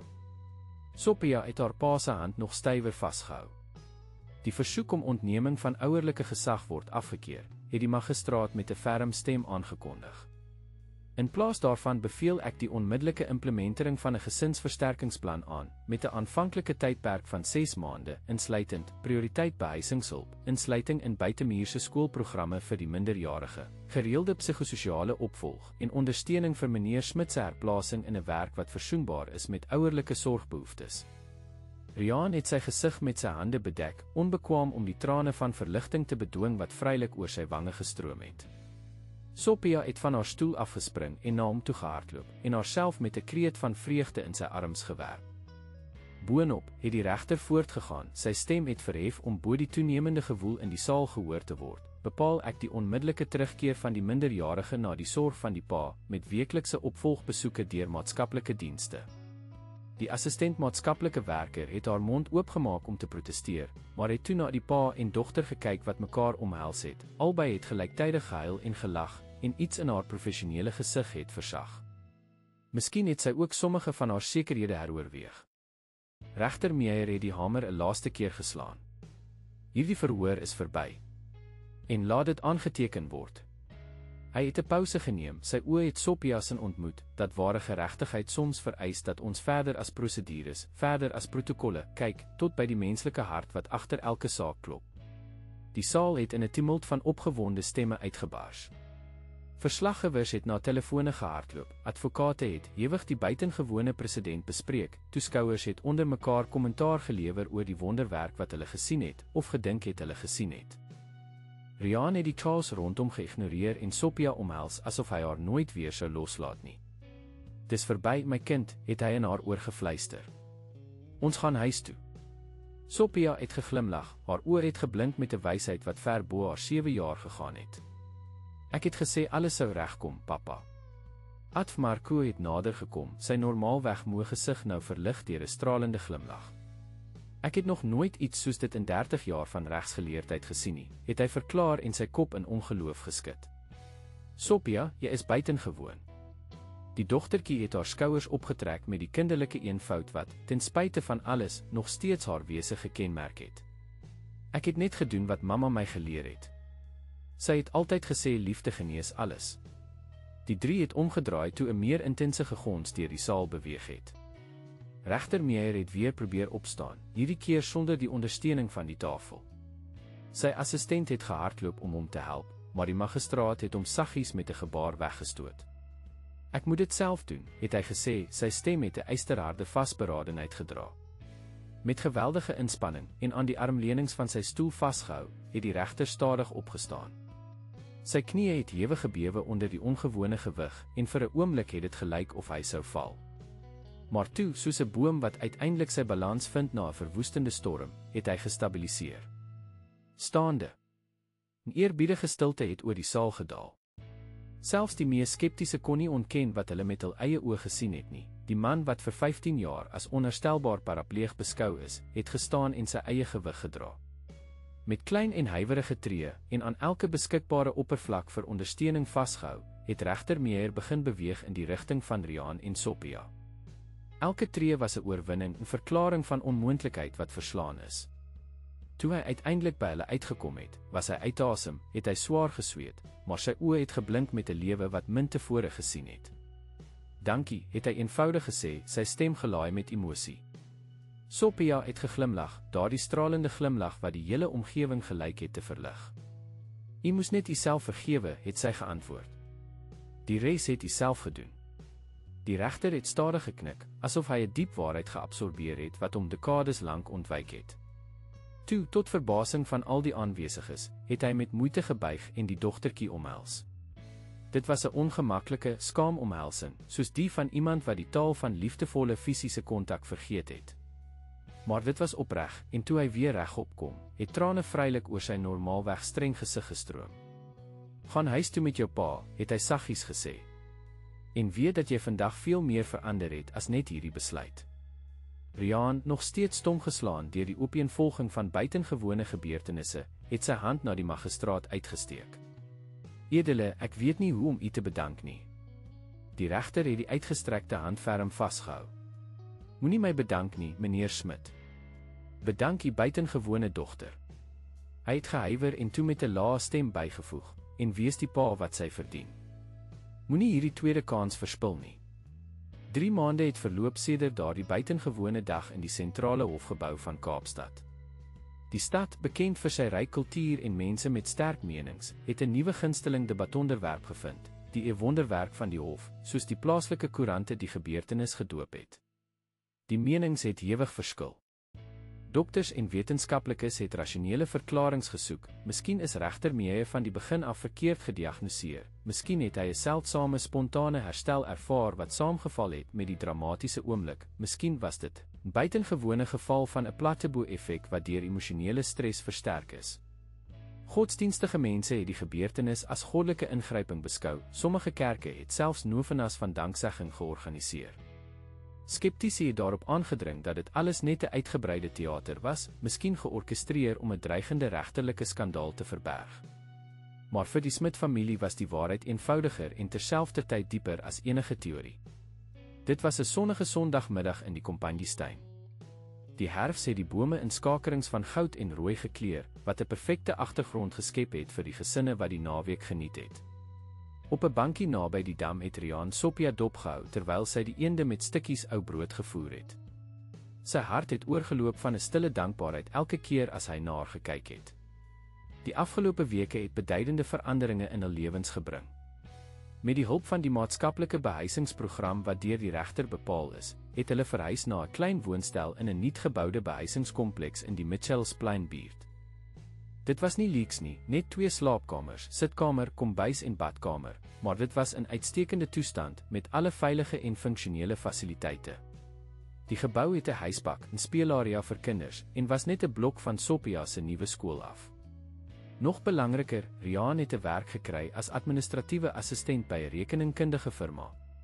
Die salaris was minder as die som van sy 2 vorige poste, maar die ure was gereeld van 08:00 tot 17:00, maandag tot Vrydag, wat hom toegelaat het om elke aand en naweke tuis te wees. Boonop het sy nuwe baas beloof om 'n opknappingskursus in rekeningkunde te borg, sodat hy uiteindelik na sy oorspronklike beroep kon terugkeer. Sophia, op haar beurt, het gelyk of sy geblom het na die gebeure van daardie dag. Die skaam en soms angstige dogtertjie het plek gemaak vir 'n selfversekerde en stralende kind. In die nuwe skool het sy gou vriende gemaak en die onderwysers beïndruk met haar skerpsinnige intelligensie en ongewone empatie. In die middag het sy 'n maatskaplike buitemuurse skoolprojek bygewoon, waar sy musiek, kuns en remedierende lesse gehad het. Die weeklikse besoeke van die assistent maatskaplike werker, wat Riaan aanvanklik gevrees en geresenteer het verbasend positief geword. Dieselfde vrou wat voorheen elke fout noukeurig gedokumenteer het nou opreg geïnteresseerd gelyk om te help. Sy het Riaan met verskeie ondersteuningsprogramme verbind, van voedselhulp tot enkelouergroepe, waar hy uiteindelik mense gevind het wat sy daaglikse stryd verstaan het. "Papa, kyk. Hy het die brood direk uit my hand gevat," het Sophia opgewonde uitgeroep en na 'n besonder moedige eend gewys. Riaan het geglimlag. "Pas op dat hy nie jou vingerpunte knyp nie, my kind." 'n bekende stem het agter hulle geklink. "Dit lyk asof julle die Sondag geniet."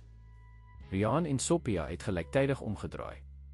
Ad Marco Fourie het na hulle toe geloop, vergesel van sy vrou, 'n klein en lewendige vrou met grys hare wat 'n piknikmandjie gedra het. Ad Marco. Sophia het gehardloop om die advokaat te omhels, wat 'n gereelde teenwoordigheid in hul lewens geword het. Tannie Clara het ook gekom. "Ons kon nie so 'n mooi Sondag misloop nie," het Clara Fourie geantwoord en liefdevol vir die dogtertjie geglimlag. "En ons het lemoenkoek gebring." "My gunsteling," het Sophia uitgeroep en van vreugde gespring. Riaan het opgestaan om die egpaar te groet. In die weke na die wonderbaarlike verhoor het Ad Marco konsekwent enige bykomende betaling vir sy dienste geweier en daarop aangedring dat die aanskouing van daardie buitengewone gebeurtenis genoeg beloning was. Meer as dit, die advokaat en sy vrou het die Smit-familie onder hul vlerke geneem, hulle vir Sondagmiddags genooi en praktiese hulp aangebied wanneer nodig. "Hoe gaan dit met die nuwe werk?" het Ad Marco gevra terwyl Clara 'n geryte kombers op die gras uitgesprei en 'n geïmproviseerde piknik begin organiseer het. "Baie goed," het Riaan geantwoord. "Ek leer baie dinge weer, werk kennis op. Die sektor het die afgelope paar jaar baie verander. En die aanpassing by die nuwe woonstel. Ongelooflik." Riaan het sy kop geskud, nog steeds verwonderd oor die wending in hul lewens. Sophia het vir die eerste keer haar eie kamer. Ons het warm water wat nooit opraak nie. Die bure is wonderlik, daar is verskeie ander gesinne met kinders. Clara het geglimlag en vir hom 'n glas sap gegee. Julle verdien dit en nog baie meer. Terwyl Sophia vir Tannie Clara gewys het hoe om die eende te voer sonder om hulle bang te maak, het Ad Marco sy stem verlaag. Het jy die nuus oor regter Meyer gesien? Riaan het geknik. Die magistraat se herstel het 'n media-skandaal geword wat die grense van die Wes-Kaap oorskry het. Dokters van reg oor die land het versoek om sy saak te bestudeer. Televisieprogramme het buitensporige bedrae vir eksklusiewe onderhoude aangebied. Navorsers van paranormale verskynsels het gesmeek om Sophia te bestudeer. Loop hy nou regtig sonder ondersteuning, het hy gevra, alhoewel hy die antwoord reeds deur die nuusberigte geken het. Met 'n kierie, maar ja, het Ad Marco bevestig. Die dokters noem dit ongekende spontane neurologiese herstel. Hulle sê sulke gevalle word in die mediese literatuur gedokumenteer, maar is uiters skaars, veral na so 'n lang tyd. Niemand kan dit heeltemal verduidelik nie. En wat sê hy? Ad Marco het geglimlag. Dit is die interessantste deel. Hy weier om dit 'n wonderwerk te noem of om sy herstel direk aan Sophia toe te skryf. In plaas daarvan praat hy oor sielkundige hindernisse wat verwyder is, oor hoe hy dalk onbewustelik sy eie herstel vir jare geblokkeer het as gevolg van skuld en trauma. Riaan het na Sophia gekyk, wat nou gelukkig agter 'n besonder stout eend aangehardloop het wat 'n hele stuk brood gesteel het. En wat dink jy, het hy die advokaat gevra. Ad Marco het Sophia vir 'n lang oomblik dopgehou voordat hy geantwoord het. Ek dink daar is dinge in hierdie wêreld wat nie bedoel is om verklaar te word nie, net om geleef en voordankbaar te wees. Hy het 'n pouse geneem. Maar ongeag die mediese of geestelike verklaring, die ware wonderwerk was die transformasie van daardie man. Het jy geweet hy het uit die regbank bedank? Riaan se oë het groot geword. Nee. Wanneer? Verlede week. Hy het aangekondig dat hy die res van sy loopbaan wil wy aan die hervorming van die kinder- en jeugbeskermingsstelsel. Hy het reeds begin werk met 'n NRO wat die instandhouding van familiebande verdedig en ondersteuning bied aan gesinne in kwesbare situasies. Die nuus het Riaan nie heeltemal verras nie. In die week na die wonderbaarlike verhoor het hy 'n direkte oproep van regter Meyer ontvang, iets ondenkbaar in die normale regterlike protokol. Die magistraat het gevra hoe dit met hulle gaan, addisionele hulp aangebied, en toe, na 'n lang stilte, 'n vraag gestel wat nog in Riaan se gedagtes weergalm het: "Praat u dogter regtig met haar ma?" Toe Riaan gehuiwer het, onseker hoe om te antwoord sonder om mal te klink, het die regter vinnig bygevoeg: "Sy het my dinge oor my vrou en my seun vertel wat niemand kon weet nie. Besonderhede wat nooit gepubliseer is nie, herinneringe wat ek nooit met iemand gedeel het nie." Sophia het altyd hierdie sensitiwiteit gehad, het Riaan versigtig geantwoord. Van kleins af. Haar ma het altyd gesê sy het 'n voet in die wêreld van die engele. Die stilte wat gevolg het, was lank en bedagsaam. Uiteindelik het die regter iets gesê wat die buitengewone ervaring wat hulle gedeel het, perfek gelyk het op te som. "Miskien is die ware wonderwerk nie dat ek weer loop nie, meneer Smit. Miskien is dit die feit dat ons kinders nodig het om ons te leer hoe om verder as die sigbare te sien." 'n kristalhelder gelag van Sophia het Riaan teruggebring na die hede. Sy het nou op die piknikkombers by Tannie Clara gesit, albei het gelag terwyl hulle koek gesny het. "Kom, julle twee," het Clara geroep. "Die koek gaan koud word." Terwyl hulle na die uitgespreide kombers op die gras geloop het, het Ad Marco Riaan se arm liggies vasgehou. "Ag, ek het amper vergeet. Ek het nuus vir jou." Die advokaat het geglimlag. Sophia se tannie, Martha, het amptelik haar aansoek om voogtyskap teruggetrek. Dit lyk asof sy 'n hartverandering gehad het nadat sy die verslae oor die saak gesien het. Riaan kon nie 'n ironiese glimlag vermy nie. Hartverandering of vrees vir assosiasie met 'n openbare skandaal. Waarskynlik 'n bietjie van albei, het Ad Marco erken. Maar die belangrikste is dat nog 'n hindernis verwyder is. Julle is amptelik buite die stelsel se radar. Dit was sonder twyfel die beste nuus wat Riaan kon ontvang. Die skaduwee van Martha se inmenging het jare lank oor hulle gehang, sedert Annelien se dood. Die skoonsister het nooit haar minagting vir Riaan weggesteek nie, en hom as ongeskik vir haar niggie beskou. Dat sy uiteindelik opgegee het ware vryheid beteken, die moontlikheid om hul lewens te herbou sonder om voortdurend oor hul skouer te kyk. Die klein geïmproviseerde piknik het die middag lank geduur. Sophia het almal bekoor met stories van haar nuwe skool, veral oor haar musiekonderwyseres, wat ontdek het dat sy 'n absolute gehoor gehad het, die seldsame vermoë om enige musieknoot sonder verwysing te identifiseer. Clara, 'n voormalige literatuuronderwyseres, het beloof om boeke uit haar uitgebreide persoonlike biblioteek vir haar te leen. Ad Marco het ou grappies vertel wat almal meer laat lag het oor sy entoesiastiese manier van vertel as oor die inhoud self. Dit was 'n perfek gewone toneel van 'n Sondag in die park, en dit was juis hierdie normaliteit wat Riaan se hart van dankbaarheid laat oorloop het. Na jare van konstante stryd, van uitputtende werk, van onophoudelike bekommernis, van vrees om Sophia te verloor, kon hulle uiteindelik eenvoudige oomblikke soos hierdie geniet. Toe die son begin sak het en die Kaapstadse lig in skakerings van pink en oranje gekleur het, het die Fourie egpaar afskeid geneem en beloof om die ontmoeting die volgende naweek te herhaal. Sophia, moeg maar gelukkig, het haar kop op haar pa se skoot gerus terwyl hulle die laaste gesinne dopgehou het wat hul besittings ingesamel en die park verlaat het. Papa, het sy slaperig gesê, dink jy mamma sien ons nou? Riaan het saggies oor sy dogter se hare gestreel. Ek is seker daarvan, my liefie. Sy het gesê sy is bly dat ons saam is. Jare gelede sou Riaan Sophia saggies gekorrigeer het en verduidelik het dat mamma in die hemel was en dat, hoewel sy hulle steeds liefgehad en beskerm het, sy nie letterlik kon praat nie. Nou egter, na die onverklaarbare te aanskou, het hy geleer om te aanvaar dat sy dogter miskien werklik toegang gehad het tot waarhede wat sy volwasse en rasionele begrip ontwyk het. En wat het sy nog gesê, het hy saggies gevra. Sophia het gaap, haar oë reeds half toe van slaap. Sy het gesê die meneer in die rolstoel sal gou beter word. Nie net sy bene nie, maar ook sy hart. Sy het gesê almal kan gesond word as hulle dit regtig wil. Riaan het 'n knop in sy keel gevoel. Hoe kon 'n 7-jarige kind sulke diep waarhede met soveel eenvoud verwoord? Sophia, het hy saggies geroep. Het sy geantwoord, reeds byna aan die slaap. Hoe het jy geweet dat jy die regter weer kon laat loop? Hoe was jy so seker? Sophia het kortliks haar oë oopgemaak en na haar pa gekyk met daardie uitdrukking van liefdevolle geduld wat soms gelyk het of sy vir hom sorg en nie andersom nie. Ek het nie geweet nie, papa, het sy eenvoudig geantwoord. Ek het net baie sterk geglo. Mamma het altyd gesê geloof is om te glo in wat ons nie kan sien nie, onthou jy? Riaan het geknik en die woorde onthou wat Annelien altyd herhaal het.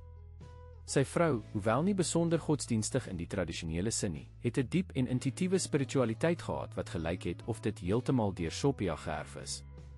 En was dit hoekom jy beloof het om hom te laat loop? As gevolg van jou geloof.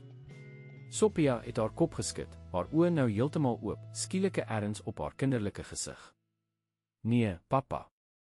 Dit was omdat ek gesien het. Gesien wat, my kind? Ek het gesien dat hy kon loop. Dat die probleem nie in sy bene was nie, maar hier binne. Sy het aan haar eie bors geraak oor haar hart. Ek het gesien dat hy in die stoel vasgevang was omdat hy in skuld vasgevang was. Toe ek na hom gekyk het, het ek dit alles gesien.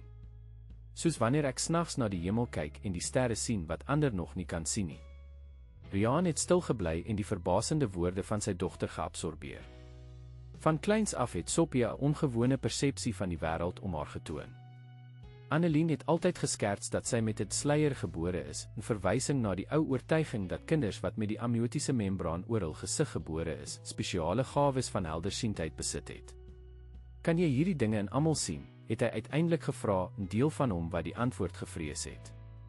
Sophia het slaperig geglimlag. Net wanneer ek regtig iemand moet help. Soos toe ek jou regtig moes help. My help? Sodat ons saam kon bly, het sy verduidelik, asof dit vanselfsprekend was. Jy was so hartseer, so moeg. Ek het geweet ek moes iets groots doen. Die eenvoud van die verklaring het Riaan soos 'n golf getref. Vir Sophia het die wonderwerk en nie gegaan oor die genesing van 'n parapleeg of die uitdaging van mediese wetenskap nie.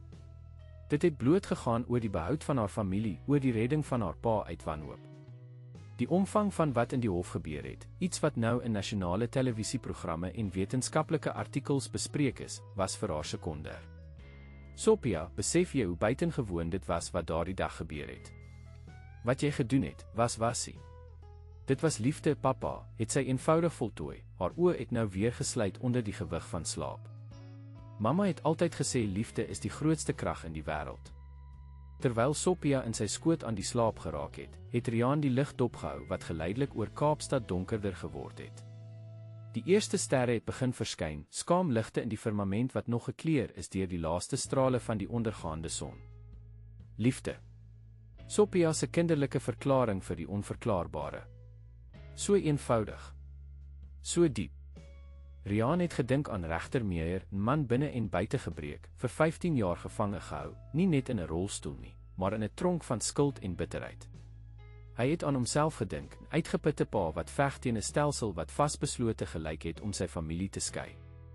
Hy het aan Sophia gedink, 'n kind met wysheid bo haar jare en 'n krag wat rasionele verklaringe uitgedaag het. Wat het in daardie hofsaal gebeur? Mediese wonderwerk? Buitengewone toevalligheid? Manifestasie van pure en onwrikbare geloof? Of bloot, soos Sophia gesê het, liefde in sy kragtigste en transformerende uitdrukking? Miskien het sommige vrae nie definitiewe antwoorde nodig nie. Miskien was die misterie deel van die skoonheid. Versigtig om Sophia nie wakker te maak nie, het Riaan opgestaan en haar in sy arms gedra. Sy het skaars iets geweeg, so klein en broos, en tog draer van 'n krag wat lewens vir altyd verander het. Terwyl hulle na die bushalte geloop het, het Sophia iets in haar slaap gemompel, so sag dat Riaan dit amper nie gehoor het nie. Mamma het 'n soen vir jou gestuur, pappa. 'n Rilling het oor sy ruggraat geloop, maar nie van vrees nie, van 'n vreemde en gerusstellende sekerheid dat, op een of ander manier, op 'n vlak buite begrip, Annelien werklik daar was, en vir hulle gesorg het. Hulle liefgehad het deur die sluier wat die wêrelde geskei het. Stuur nog een terug vir haar, het hy in sy slapende dogter se oor gefluister. 'n Jaar het verloop sedert die wonderwerk van die hof, soos die gebeurtenis steeds in Kaapstad en verder genoem is. Die verhaal het die grense van die Wes-Kaap oorskry en nasionale en selfs internasionale bekendheid verwerf. Dokumentêre films is geproduseer, wetenskaplike artikels gepubliseer, ewige teologiese debatte is in universiteite en godsdienstige sentrums gevoer. Vir die Smit-familie het die lewe egter 'n rustige en bevredigende ritme gevind wat voorheen 'n onmoontlike droom gelyk het. Dit was 'n sonnige Saterdagmiddag en die familie se nuwe woonstel in die nuwe woningkompleks het gewemel van aktiwiteit. Sophia, nou 8 jaar oud, het heen en weer gehardloop en kleurvolle ballonne aan die mure van die klein, maar knus sitkamer gehang. Riaan in die kombuis het die laaste afrondings aangebring aan 'n sjokoladekoek bedek met blou versiersel, sy dogter se gunsteling kleur. Papa, dink jy almal sal hier inpas, het Sophia gevra en haar frenetiese versiering vir 'n oomblik gestaak. Riaan het geglimlag en die beskeie ruimte dopgehou wat hulle nou al tuiste genoem het. Moenie bekommerd wees nie, my liefie. As dit te beknop word, gebruik ons die gemeenskaplike area van die gebou. Die bestuurder het reeds toestemming gegee. Die gastelys vir Sophia se verjaarsdagpartytjie het aansienlik gegroei sedert die vorige jaar, toe hulle net die twee met 'n klein kolwyntjie en 'n kers gevier het.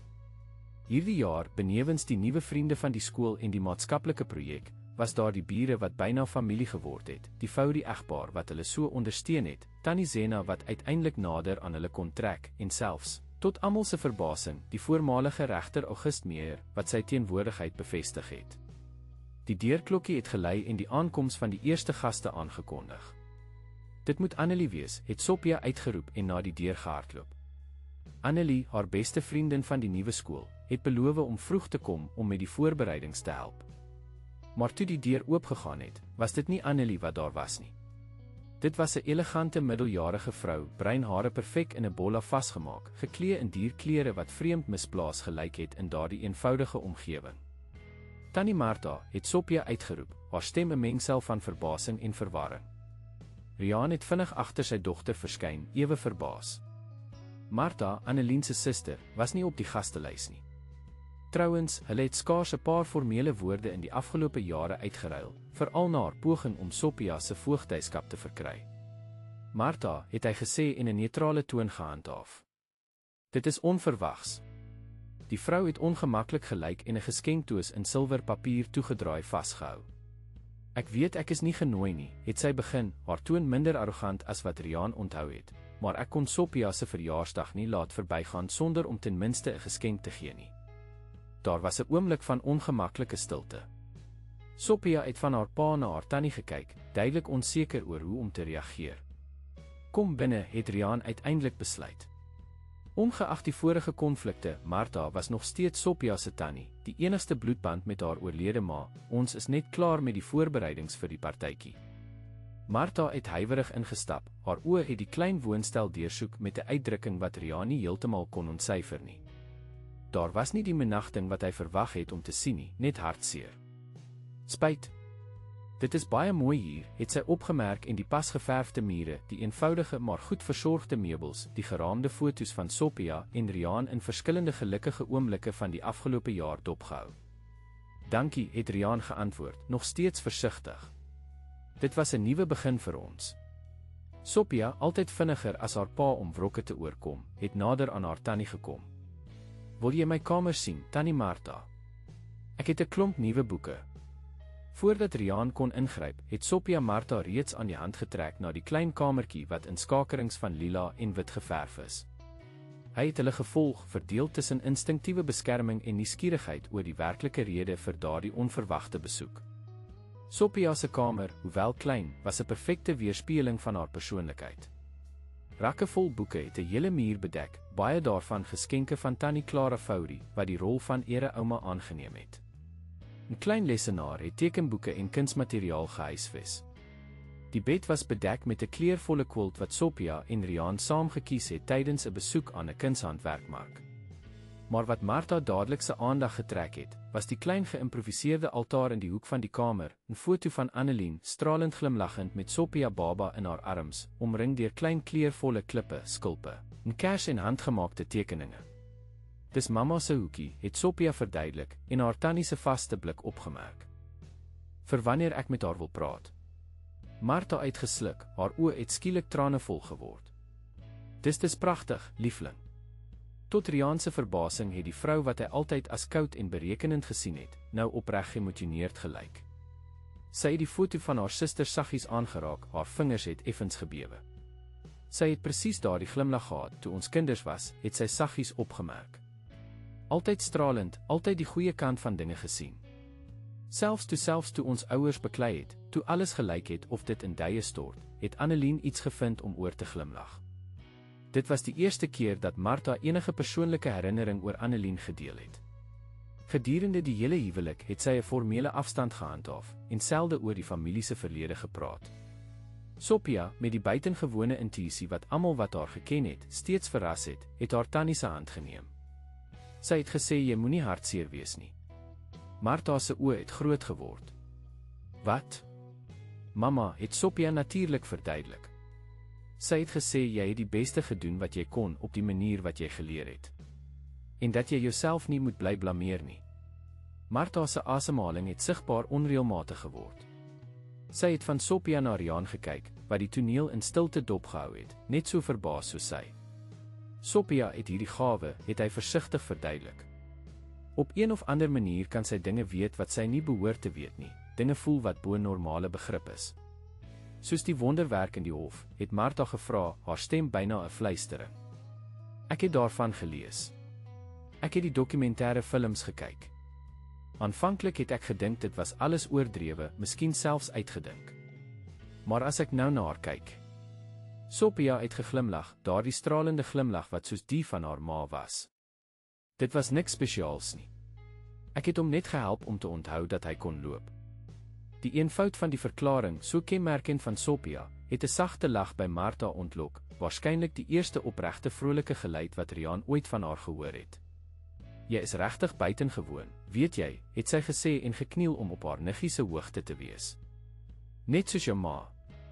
Die deurklokkie het weer gelei en die oomblik van onverwagte intimiteit verbreek. Sophia het gehardloop om oop te maak en die volwassenes alleen in die klein kamertjie gelaat. Riaan, het Martha begin, duidelik ongemaklik, maar vasberade, ek weet ek het nie die reg om hier te wees na alles wat gebeur het nie. Maar ek moes met my eie oë sien. Sien wat? Of sy regtig goed was.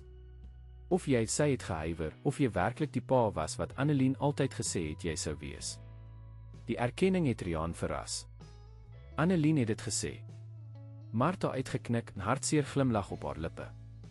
Elke keer as ek twyfel uitgespreek het, en dit was baie, erken ek, het sy dieselfde vir my gesê, Martha, jy verstaan nie. Riaan is gebore om 'n pa te wees. Jy sal sien. Die knop wat in Riaan se keel gevorm het, was byna verstikkend. Die idee dat Annelien sy vermoë as pa verdedig het, selfs toe ander getwyfel het, was 'n geskenk wat hy nie verwag het om te ontvang nie. Ek was verkeerd, het Martha voortgegaan, haar stem verstik deur emosie. Oor jou, oor wat die beste vir Sophia sou wees. Ek het my vooroordeele, my eie familiegeskiedenis, my oordeel laat vertroebel. En daarvoor vra ek om verskoning. Die woorde het in die lug tussen hulle gehang, swaar met jare van wrok en misverstande.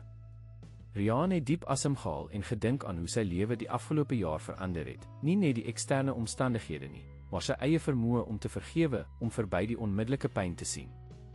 Sophia is nie die enigste een wat lesse oor genesing geleer het nie, weet jy, het hy uiteindelik gesê. Ek dink ons almal het ons deel van wonderwerke die afgelope jaar gehad. Die geluid van kinderlag het die woonstel gevul terwyl meer gaste aangekom het. Riaan het sy hand na Martha uitgesteek, 'n gebaar van vrede wat 'n jaar gelede ondenkbaar sou wees. Kom, daar is 'n verjaarsdag om te vier. Die klein sitkamer was gou vol opgewonde kinders, ouers wat gesels het, en die warm gevoel van 'n opregte gemeenskap.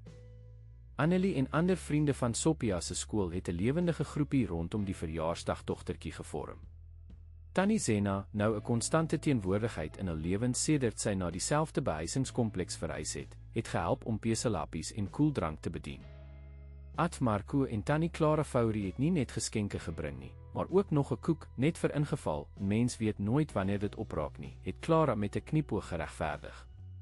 Die partytjie was in volle swang toe die deur oopgegaan het vir nog 'n gas, miskien die mees onverwagte van almal. August Meyer het stadig ingestap, gesteun op 'n elegante kierie met 'n silwerhandvatsel. Sy gesig, voorheen voortdurend gesluit in 'n uitdrukking van strengheid, het nou sagter lyne getoon, veral rondom die oë en mond. Hy het informele klere gedra, jeans en 'n polohemp, iets ondenkbaar vir enigiemand wat hom geken het in sy vorige lewe as die gevreesde regter. Sophia was die eerste om hom op te merk. Met 'n kreet van vreugde het sy na hom toe gehardloop. "Meneer August, u het gekom." Die voormalige magistraat het 'n opregte glimlag gegee, nog 'n verskynsel wat baie as net so wonderbaarlik as sy fisiese herstel sou beskou. "Ek het beloof, nie waar nie. En ek het geleer dat beloftes heilige dinge is." Hy het gebuk met 'n bietjie moeite, maar sigbaar trots om dit te kon doen, om Sophia se entoesiastiese omhelsing te ontvang. Toe hy weer regop kom, het sy oë Riaan se ontmoet oor die dogtertjie se kop. "Dankie vir die uitnodiging," het hy formeel gesê. "Dit beteken baie." Riaan het geknik en sy hand uitgesteek. "Dankie dat u gekom het." Sophia het die hele week oor niks anders gepraat nie. Die teenwoordigheid van die voormalige regter het 'n klein opskudding onder die volwassenes veroorsaak. Alhoewel sy verhaal deur almal bekend was, die wonderbaarlike herstel, die bedanking uit die regbank, sy nuwe werk met gesinsondersteuningsorganisasies, was dit iets wat verwagtinge getrotseer het om hom persoonlik te sien. Natuurlik interaksie te hê by 'n kinderpartytjie. "Hoe gaan dit met die rehabilitasie?" het Ad Marco gevra en met 2 glase koeldrank nader gekom, waarvan hy een aan die nuweling aangebied het. "Verbasend goed," het August geantwoord en die drankie met 'n dankieknik aanvaar. "Die dokters noem dit steeds 'n onverklaarbare verskynsel, maar die fisioterapie doen sy werk. Ek het ongeveer 80% van die mobiliteit in my bene herwin. Ek het nog steeds die kierie nodig vir langer afstande, maar binne die huis kan ek reeds sonder ondersteuning klaarkom." En die werk met die neuro het Riaan gevra, opreg geïnteresseerd. Die voormalige magistraat se gesig het van entoesiasme geblink. "Dit groei bo verwagting. Ons het begin met die versorging van 20 gesinne, nou is ons reeds by meer as 100. Ons brei ook uit na plattelandse dorpe. Met my geskiedenis gaan deure makliker oop vir finansiering." Hy hoef nie verder uit te brei nie. Sy verhaal van wonderbaarlike herstel, gekombineer met sy vorige reputasie as regter, het hom 'n kragtige figuur in die maatskaplike hulpverleningsveld gemaak. Wat voorheen as 'n verleentheid beskou kon word, 'n gerespekteerde regter wat verminder is tot werk met neuros, is nou gevier as 'n inspirerende transformasie. Trouwens, het August bygevoeg en sy stem verlaag sodat net Riaan en Ad Marco kon hoor, "Ons ontwikkel 'n program wat spesifiek deur u saak geïnspireer is, 'n proefprojek om intensiewe ondersteuning te bied aan enkelouers in kwesbare situasies. Behuisingshulp, regshulp, professionele herintegrasie, alles geïntegreer." Riaan het 'n golf van emosie gevoel. Die idee dat sy stryd, sy probleme, nou kon dien om ander in soortgelyke situasies te help, was diep roerend. As hy enige getuienis of enige soort hulp nodig het, het hy begin. Trouwens, het August met 'n glimlag onderbreek, ek het gehoop dat u 'n meer aktiewe rol sou oorweeg. Ons het mense nodig wat deur die stelsel gegaan het, wat die tekortkominge daarvan uit eie ervaring ken. Voordat Riaan kon antwoord, het Sophia weer verskyn en 'n dogtertjie van ongeveer haar ouderdom aan die hand getrek wat hy nie herken het nie. Sy was nie van die skool, of die maatskaplike projek, of die gebou nie. Papa, dit is Julia, het Sophia met 'n stralende glimlag aangekondig. Sy woon in die skuilings wat meneer August besoek. Sy het saam met hom na die partytjie gekom. Die dogtertjie, skraal en met groot oë, het skaam na haar verslete skoene gekyk. Haar rok, hoewel skoon, het tekens van baie gebruik getoon, en haar hare was in 'n eenvoudige poniestert vasgemaak. Daar was iets in haar teruggetrokke houding wat Riaan dadelik herinner het aan hoe Sophia gelyk het na die eerste besoeke van die kinderbeskermingsraad, asof sy bang was om ruimte in te neem, asof enige beweging 'n oortreding kon wees. August het saggies sy hand op die dogtertjie se skouer geplaas. Julia is al byna 'n jaar in die versorgingsstelsel. Haar ma is tydelik onbeskikbaar, en daar is geen ander familie opgespoor nie. Die eufemisme het Riaan nie ontgaan nie. Onbeskikbaar kon baie dinge beteken: hospitalisasie, gevangenisstraf, behandeling vir chemiese afhanklikheid. Wat ook al die geval was, die resultaat was dieselfde: 'n kind alleen, wat 'n stelsel navigeer wat, ten spyte van die beste bedoelings, selde die warmte van 'n ware tuiste kon bied. Welkom by die partytjie, Julia, het Riaan gesê en gebuk om op die dogtertjie se hoogte te wees. Sophia het 'n spesiale talent om vriende te maak. Ek is seker julle sal baie pret hê. 'n Klein huiwerige glimlag het op die dogtertjie se lippe verskyn, wat uiteindelik haar oë opgelig het. Dankie, meneer. Kom, Julia, het Sophia uitgeroep en haar nuwe vriendin reeds na die lekkertafel getrek. Jy moet die koek proe wat my pa gemaak het. Dis die beste in die wêreld. Terwyl die meisies weggestap het, het August saggies opgemerk, Sophia het daarop aangedring om haar te bring. Sy het gesê sy sien dat Julia 'n gelukkige dag nodig het. Sy het steeds daardie persepsies, het Riaan bevestig. Minder dramaties as die episode met u, maar ewe akkuraat. Dit is asof sy direk in die siele van mense sien. August het bedagsaam geknik. Het u al gedink wat dit beteken? In 'n groter sin, bedoel ek. Hoe so? 'n Kind met die vermoë om wonde te genees wat verder as die fisiese gaan, om die waarheid agter die voorkoms te sien. Hy het 'n pouse geneem, sy oë het Sophia gevolg, wat nou Julia aan Annelie en ander vriende voorgestel het. Dit laat 'n mens wonder hoeveel ander Sophias daar buite is. Hoeveel kinders met buitengewone gawes word geïgnoreer, onderskat, of erger, van hul gesinne geskei omdat hulle nie pas in die kategorieë van wat ons as normaal of geskik beskou nie. Die opmerking het Riaan diep getref. Dit was waar, as dit nie vir die wonderbaarlike ingryping in die hof was nie, kon Sophia maklik as 'n problematies of 'n fantasievol 'n bestempel gewees het, haar buitengewone sensitiwiteit geïnterpreteer as verwarring of selfs 'n verstoring. Die viering het voortgegaan, ryk nie net aan kos en drank nie, maar aan 'n gevoel van gemeenskap en behoort wat Riaan 'n jaar gelede nooit sou kon dink nie. Op 'n sekere oomblik het hy homself in 'n stil hoekie na die kamer gekyk, Sophia en haar vriende wat lag terwyl hulle 'n speletjie speel wat op die oomblik uitgedink is, Tannie Zena en Clara Fourie wat resepte uitruil, Martha wat beskaafd met ander ouers gesels, Adv Marco wat een van sy oordrewe stories vir 'n vermaakte groep vertel, en August Meyer, die eens gevreesde regter, wat die skaam Julia help om nog koek te skep met 'n vriendelikheid wat ondenkbaar sou gewees het in die man wat hy voorheen was. Sy het dit reg gekry, nie waar nie? Riaan het omgedraai, verras deur die sagte stem langs hom.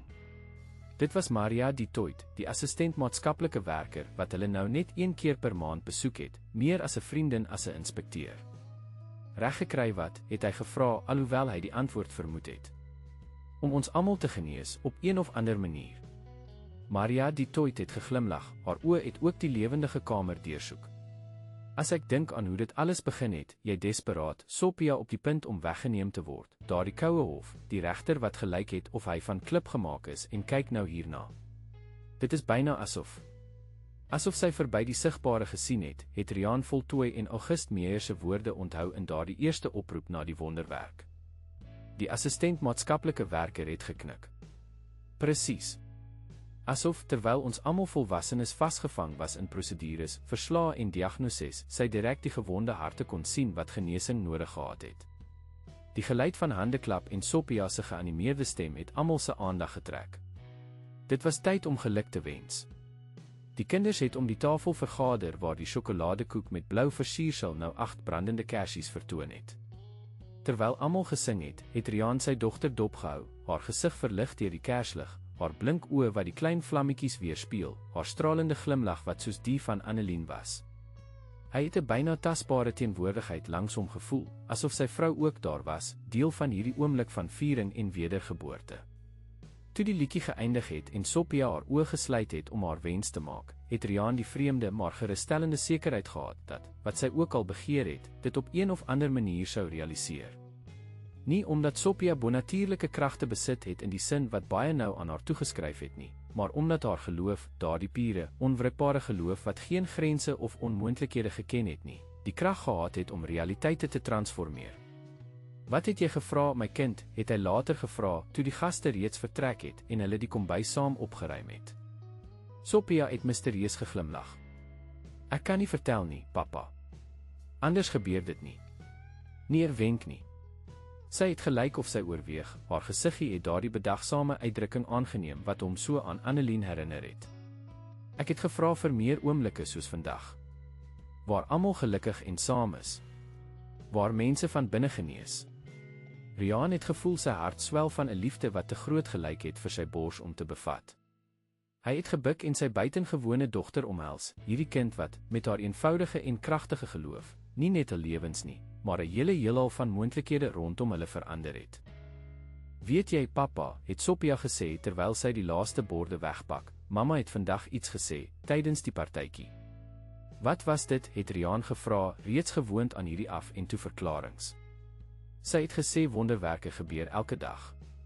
Ons moet net oë hê om te sien. Daardie aand, nadat Sophia uiteindelik aan die slaap geraak het, uitgeput, maar gelukkig, het Riaan op die klein balkon van die woonstel gesit. Die Kaapstadse lig was ongewoon helder, die sterre het met seldsame intensiteit vir 'n groot stad geblink. 'n Jaar gelede het sy lewe gelyk of dit in duie stort, al sy hoop tot as gereduseer. Vandag het hy homself omring deur vriende met 'n stabiele werk, 'n veilige tuiste, en die belangrikste, sy dogter wat rustig in haar eie kamer slaap, sonder die konstante vrees vir skeiding. Wonderwerke gebeur elke dag. Ons moet net oë hê om te sien. Die woorde het in sy gedagtes weergalm terwyl hy na die sterre gekyk het. Miskien was die ware wonderwerk nie 'n parapleeg wat weerloop nie, hoe buitengewoon dit ook al was. Miskien was dit die transformasie van verharde harte in harte wat weer kon vergewe en lief hê. Miskien was dit 'n koue en bureaukratiese stelsel wat aan sy essensiële menslikheid herinner is. Miskien was dit die bou van 'n gemeenskap waar daar voorheen isolasie was. Of miskien, het Riaan met 'n glimlag gedink, was die ware wonderwerk bloot die bestaan van Sophia, hierdie kind wat, met haar onwrikbare geloof en onvoorwaardelike liefde, almal om haar daaraan herinner het dat genesing moontlik was, dat nuwe begin werklik was, en dat selfs die diepste wonde in bronne van lig omskep kon word. Die telefoon het gelei en hom uit sy gedagtes geruk. Dit was laat vir oproepe, byna 23:00. Bekommerd het Riaan vinnig geantwoord. Meneer Smit. August Meyer se stem het aan die ander kant van die lyn geklink. Jammer om so laat te bel, maar iets het gebeur wat nie kon wag nie. Riaan se onmiddellike bekommernis was oor Julia, die dogtertjie van die skuiling wat aan die partytjie deelgeneem het. Het iets met Julia gebeur? Gaan dit goed met haar? Julia is wonderlik. Trouwens, dit is oor haar wat ek bel. Daar was 'n noot van ingehoue opgewondenheid in die voormalige regter se stem. Ek het pas 'n oproep van die skuiling se direkteur ontvang. Julia se ma het haar behandeling voltooi.